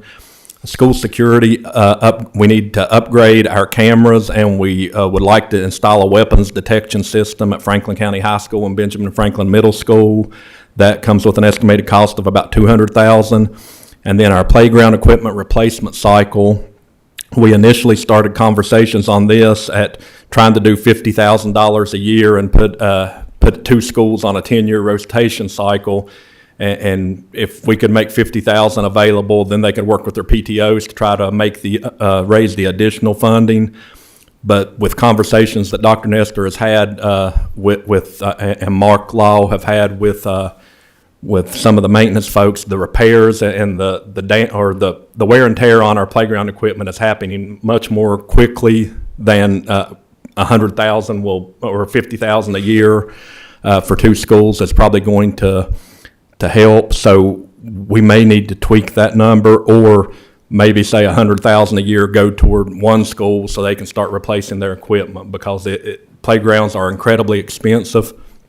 And they are used frequently, not just by the school. I mean, they are, in essence, the community parks in all of our communities, and they are where parents take their kids in the evening. And so that is an investment in recreation throughout the county when we have good, safe playground equipment. Dr. Sears, may I interrupt you? Yes. Did you want us to do this along the way? Yes. On the emergency shelter piece, have you had any conversations with our public safety department about pulling VDEM monies, Virginia Department of Emergency Management? I know that there's been funding made available to localities through VDEM. Have you all had any of those conversations? Not about this. I know we have been working on getting the middle school set up with a generator so it could serve as an emergency shelter. Should we have him contact you and the chief? Please. Yeah, that may be a possibility to get some funding to help as, for the water heaters for the emergency shelter. Yeah. So that's something we can look at. Okay. There. You're right, we've been successful on a couple generators, through their shelter upgrade fund, so there might be an opportunity there. Yeah. So, Mr. Sandy will get with the chief, Chief Fowler, and maybe interface with you guys and see if we can help out on that. Okay. All right. Thank you. So total, the initiatives that are currently under consideration by the school board would total about $9.9 million. That's when you factor in the $888,000 deficit that we are starting with. So as a follow-up conversation on these initiatives with phase 3 of the compensation study, I think this is another question that came up at the last joint board meeting: how many employees are behind? So as you can see here, we have 134 that are 1 step behind, 124 that are 2, 92 that are 3, and 157 that are 4 steps behind still. And for those who don't know what it means when we say they are behind, for over the course of about 20 years, there were 7 years that Franklin County did not offer salary increases, or Franklin County Public Schools wasn't able to offer salary increases. So when the compensation study was done, it was implemented in 3 phases, trying to bring all the employees back up to where they should be on the salary scale. So for example, if you are an employee who are still 4 steps behind, let's say you've been here 18 years, then you're getting paid on step 14 instead of step 18. So if we can implement the full phase 3 of the salary study, then you would be getting paid on the salary scale where you're supposed to be. When you look at our salary scales and compare it to other school divisions in the region, we do okay. We're certainly not the top. We're not the bottom. We're somewhere in the middle, which tends to be where we fall in a lot of the data.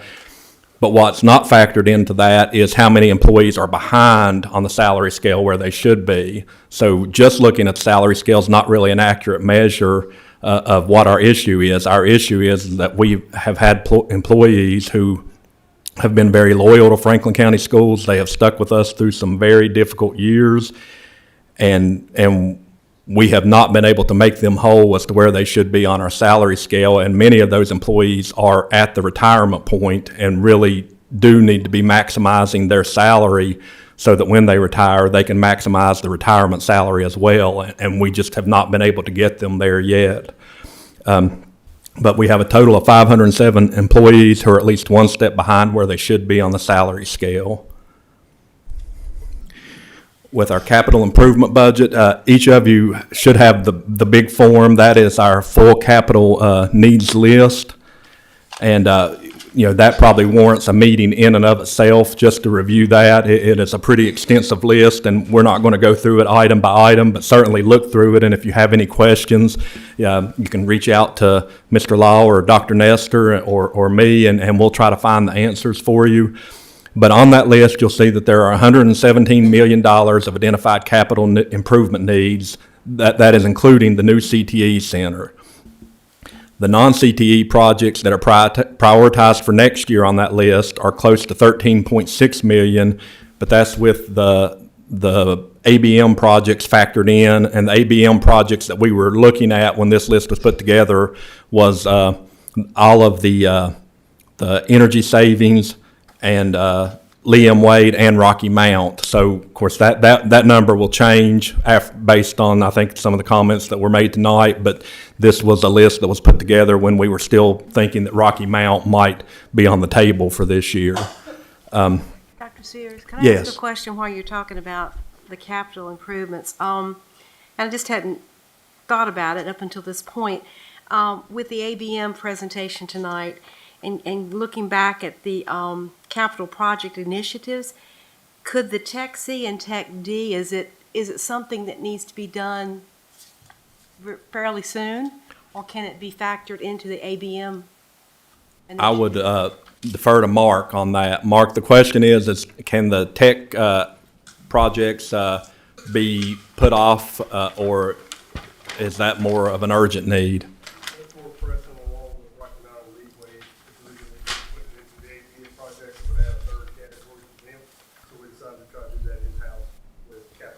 Okay. So we've identified approximately $780,000 of urgent needs for FY27 that are identified on that initiatives list that aren't major construction or renovation project.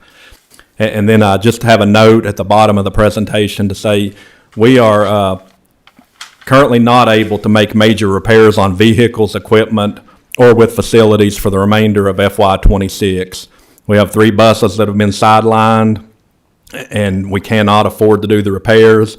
Our buildings at this point are being triaged for the remainder of the year because our the funding that we have to do these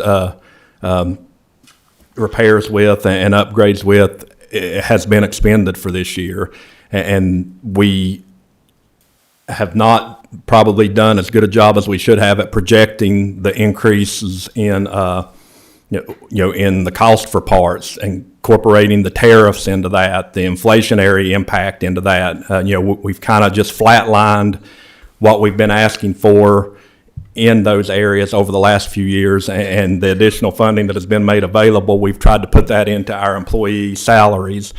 And because of 20 to 30 years of everything being kicked down the road in regard to the transportation replacement cycle, facility upgrades, replacing HVAC systems, replacing roofs, but because that has been kicked down the road so far and so long, it is catching us now, and that's only going to get worse each year. The $1 million, the $1.4 million that we receive, while it's appreciated, it is not adequate for us to be able to meet the needs that we are currently facing with our transportation needs and our facility needs. And that will bring us to school funding in Franklin County in the age of an increasing local composite index. So, we've kind of beat the conversation to death about the local composite index, but I don't know that everybody understands exactly what that means for us. So we put a few slides together to talk about required local effort and required local match and where Franklin County stands in regard to that. Required local effort, that's what the locality is mandated to fund based on the standards of quality. The Board of Supervisors has to fund the required local effort, the required local effort. Required local match, it unlocks specific funds that aren't necessarily a requirement, but if the county doesn't put up the matching funds, then we don't get the state funds. So for example, this coming year, there is either a 2 or 3% raise for teachers factored into the budget, which is what, Ms. Tuttle, about $500,000? So if we don't put up the matching funds on the county side, then we don't get that $453,000. So that $888,000 deficit we started with becomes a $1.3 million deficit. So that is what counts as required local match. In FY23, Franklin County was funding us at a 46.07% above the required local effort and required local match. Comparatively, that was pretty high funding. We were definitely in the top half of the region, maybe even in the top 40% of the region in regard to that funding. In FY25, even though the local funding has increased each year, because the LCI has went up and the state funding has decreased, the percentage of local funding that is above the required local effort and required local match has been cut by more than 50% to 20%. So we went from being in the top, the top tier of the region into the bottom third of the region. And we put this together, and we did have the required local effort and required local match data available for FY25, so this is the most recent data available. And as you can see, where we stand, we are sixth from the bottom, so still close to the middle, even with the reduction in 20% from the others. But if you look down, like at Danville City, they're funded at about 80% above the required local effort and required local match. In Montgomery County, 74%. And so it's more just a conversation point. It's we are certainly still better off than a lot of localities around us in regard to local funding, but that number is going backward. And I just thought it was important to point that out, that we are moving backward in the additional funding that we have. And when you think about it, it's the money that we receive above required local effort and required local match that makes you competitive, because everything else everybody has. The required local effort and the required local match, every single school division in the region is getting that money.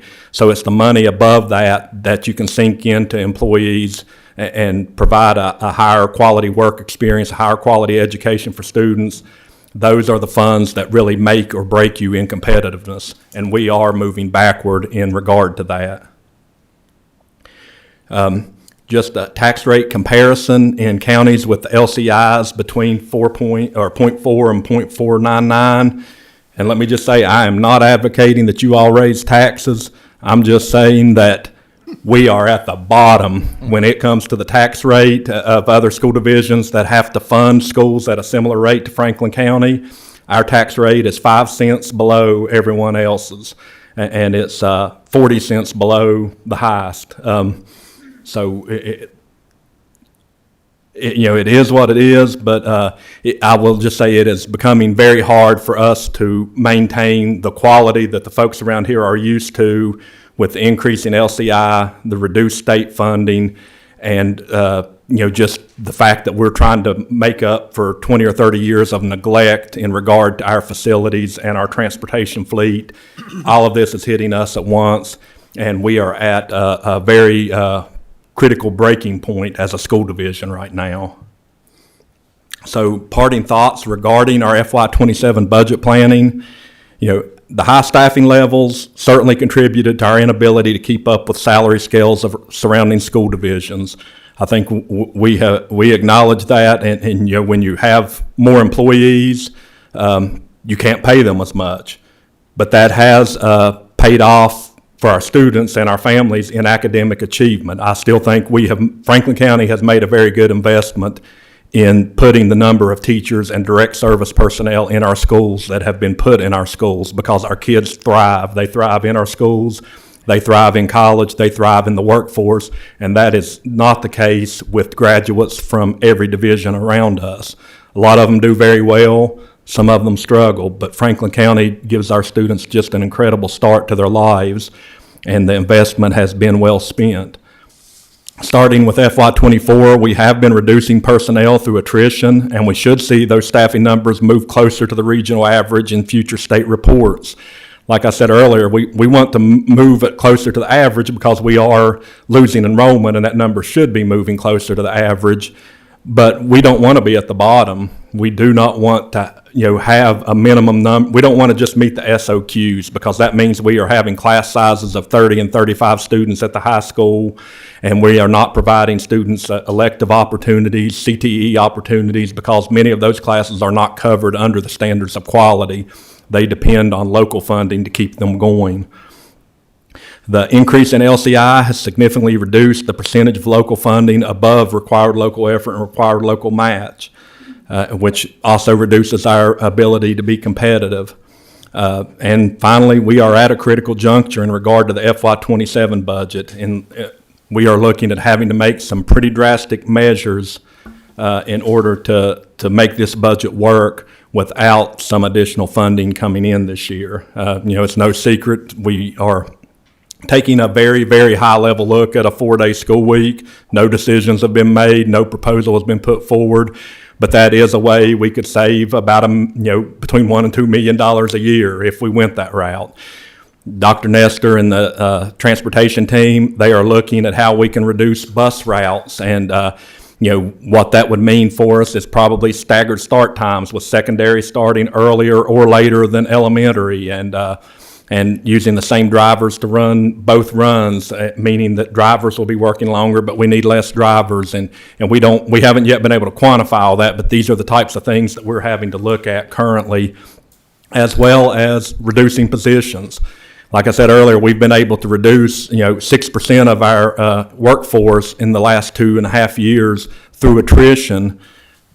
I don't know that we could do that this year without additional funding being put in. It could be we would have to implement a full RIF plan in order to get where we need to be with this year's budget with some of the needs that we've identified.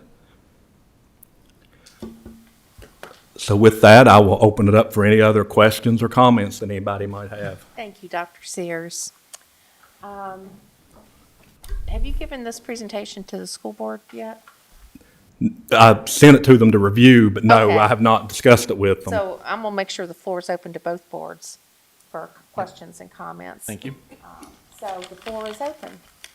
Madam Chair, Yes, please. I would like to say that, piggyback on what Dr. Sears has reported, to say that in spite of the inability to give our teachers the more pay, we are fully accredited in all of our schools, 10 elementary schools, middle school, and high school. There are a couple of schools that are on the performance level are off track, but do they have more SPED students in those schools? One of them is off track because of SPED scores, and one was like 0.4 of a point away Right. from being That's what I labeled thought. on track. And We also have 3 schools that are distinguished. yeah. Distinguished, yes. I was going to point that out.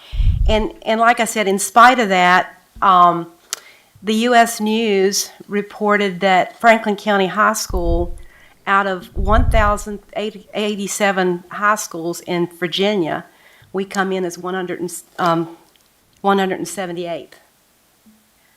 In the nation as 8,940, and I didn't get the number of high schools in the nation. But it speaks a lot to our teachers, and what they're doing is working. And also, the other thing I wanted to say is our teachers, according to Virginia Department of Education, we have 81% that have their master's degree, and we have 55% that have their bachelor's degree. So it speaks a lot of the quality of teachers that we have in this county, and we'd like to see us keep them. Because with any family that's looking to locate in Franklin County, one of the first things they're going to look at is school system. And they're going to see that we're fully accredited across the board and the caliber of teachers that we have. And so I think in order going forward, we need to assure that we keep that going. Thank you, Ms. Greer. Those are points well taken. Questions, comments? I'd like to make one more comment. Dr. Sears, when I was doing the math as you were presenting, I was struck by the number of teachers or staff that was missing at least one step. And by my math, I was getting about 40%. Is that about accurate from Yes, the total that would be number of employees? correct. Yeah, it was a bit just higher than I had realized. Yes. Yeah. I know that's our top priority for the board. I'd be remiss not to say anything, but just the loyal staff that are here and also the ability to recruit when we have openings. It would be wonderful if we could fix that gap. Thank you. Well, it helps us when trying to draw from other divisions, because what we do as a division, if there is a teacher with 20 years of experience from another division that wants to come here, and we can only offer them, we would not give them their 20 years when there are people in our division that don't have their 20-year step. Does that make sense? I think I'm saying it right. So it does hurt us in being able to attract some quality people into some positions that we need. And I know Shannon Brooks is here. She can nod her head while I'm saying this. This started way back in like 2008 or 9, correct, Shannon, when we were freezing steps? Maybe you can't help me. Okay, so. Yeah, it was. Okay, it was. It was the first recession. It was the first recession. And so I think for about 6 or 7 years consecutively, those steps were frozen. And I think there was one more year during COVID, 2020 or 21, I think, when we were worried. I think that some of you were on the board at that point. We were worried about state revenues. We asked for, and y'all graciously gave us just a level budget because we were certainly worried about cuts that year. That was another year we didn't fund a step. So I can just, in my memory, it's been drawn out over a period of almost now 2 decades. But I know we were able to start getting a step every year, at least not falling further behind. In about 2015, maybe 2016, I might get my year incorrect, but so it's been important not to fall further behind. Absolutely. But like Dr. Sears said, this is their retirement. We value those employees. We certainly don't want to, punish them or make them hold out longer than they have to. So every year that they can reclaim some of this lost money, it does affect their life, once they leave the school system. Those are good points, Yep. Jeff. Comments, questions?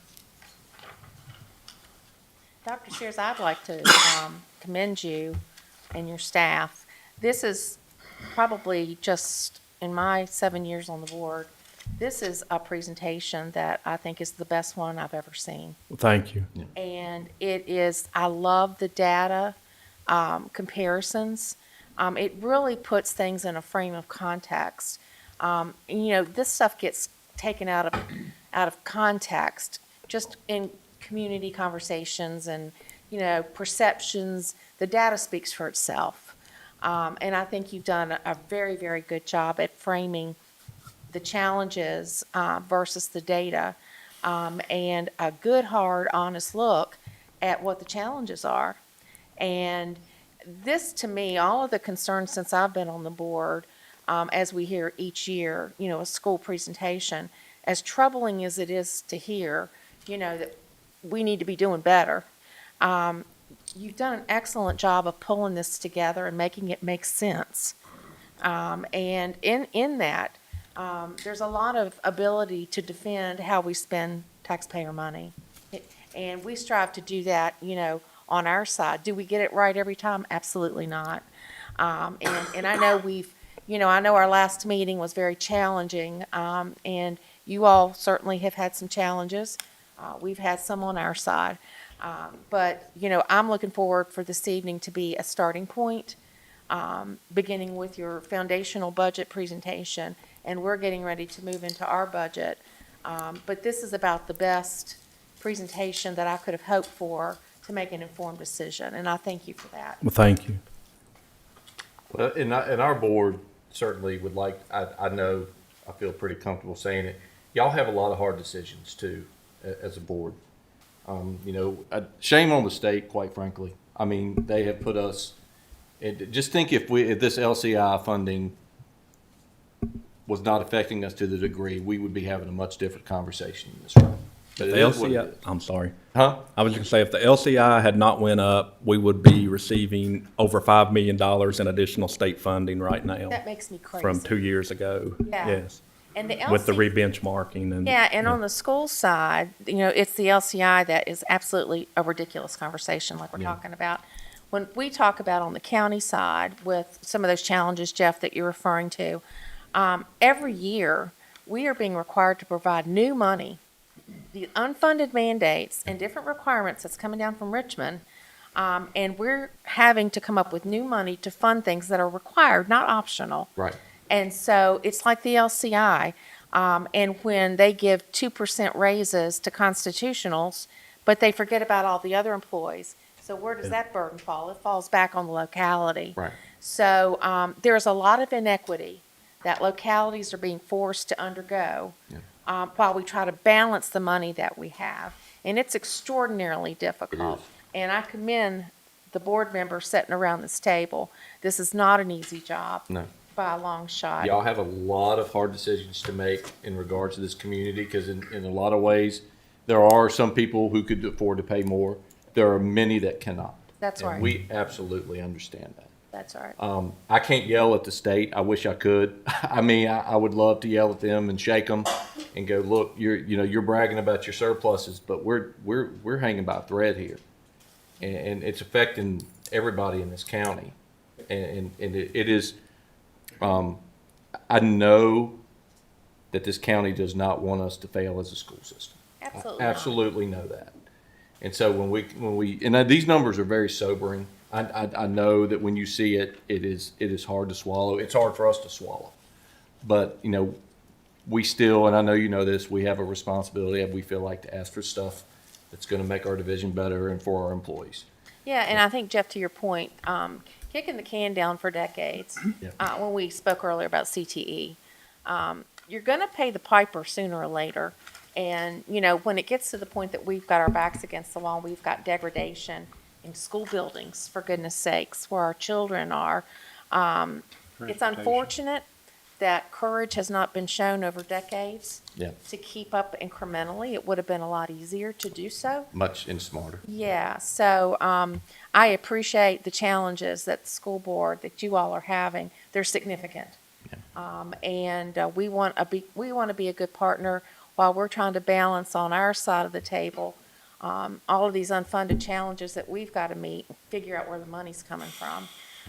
So I appreciate, again, this presentation, Dr. Sears, and we'll get a copy of this, I'm hoping. It's got some great stuff in it. It is, it's posted on board docs, but we'll send an electronic copy as well. And there is an appendix on the board. I didn't print it off because it was so long, but the appendix it has more budget information from the governor's proposed budget, as well as some additional comparison data of school divisions of similar size. The results were about the same as regional, so I didn't go over it, but there are some other data points to look at if anyone wants to take the time to read through the appendix. And just so you all know, we, the county, the Board of Supervisors, we now have a very active presence in Richmond with the legislature.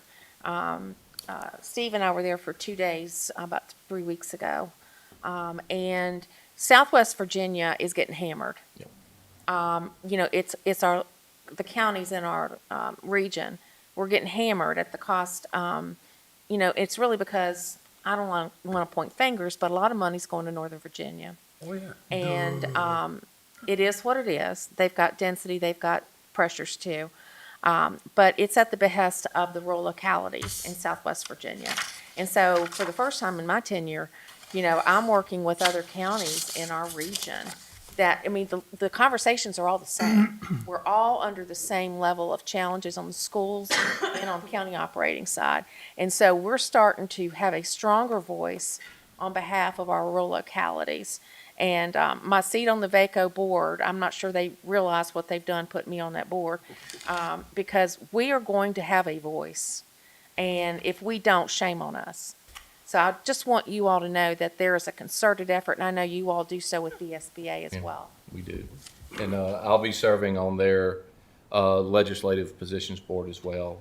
Wonderful. Their lobbyists contacted me in the last couple of days. Mrs. McCrae was formerly scheduled to serve, and then they asked me to serve. And so, Oh, good. one of the things we talked about was this change in LCI funding. And I think you spoke well to the fact that it's not hurting every division, right? The divisions that are flush with money are getting more state money, and the ones that aren't are not. Yeah. And you will never be able to convince me with any formula that we stand on the same ability to fund ourselves like any Northern Virginia county. The formula is flawed. The formula is flawed. Yeah, it is. The fact our free and reduced lunch is not a component in that formula is terribly misrepresentative of what we have here. So I won't belabor that. Before we close down and adjourn, are there any other questions or comments? Yes, sir. Well, I'm working my way through all of the 3 and 4 character acronyms. I'm getting there. I'm not quite there yet.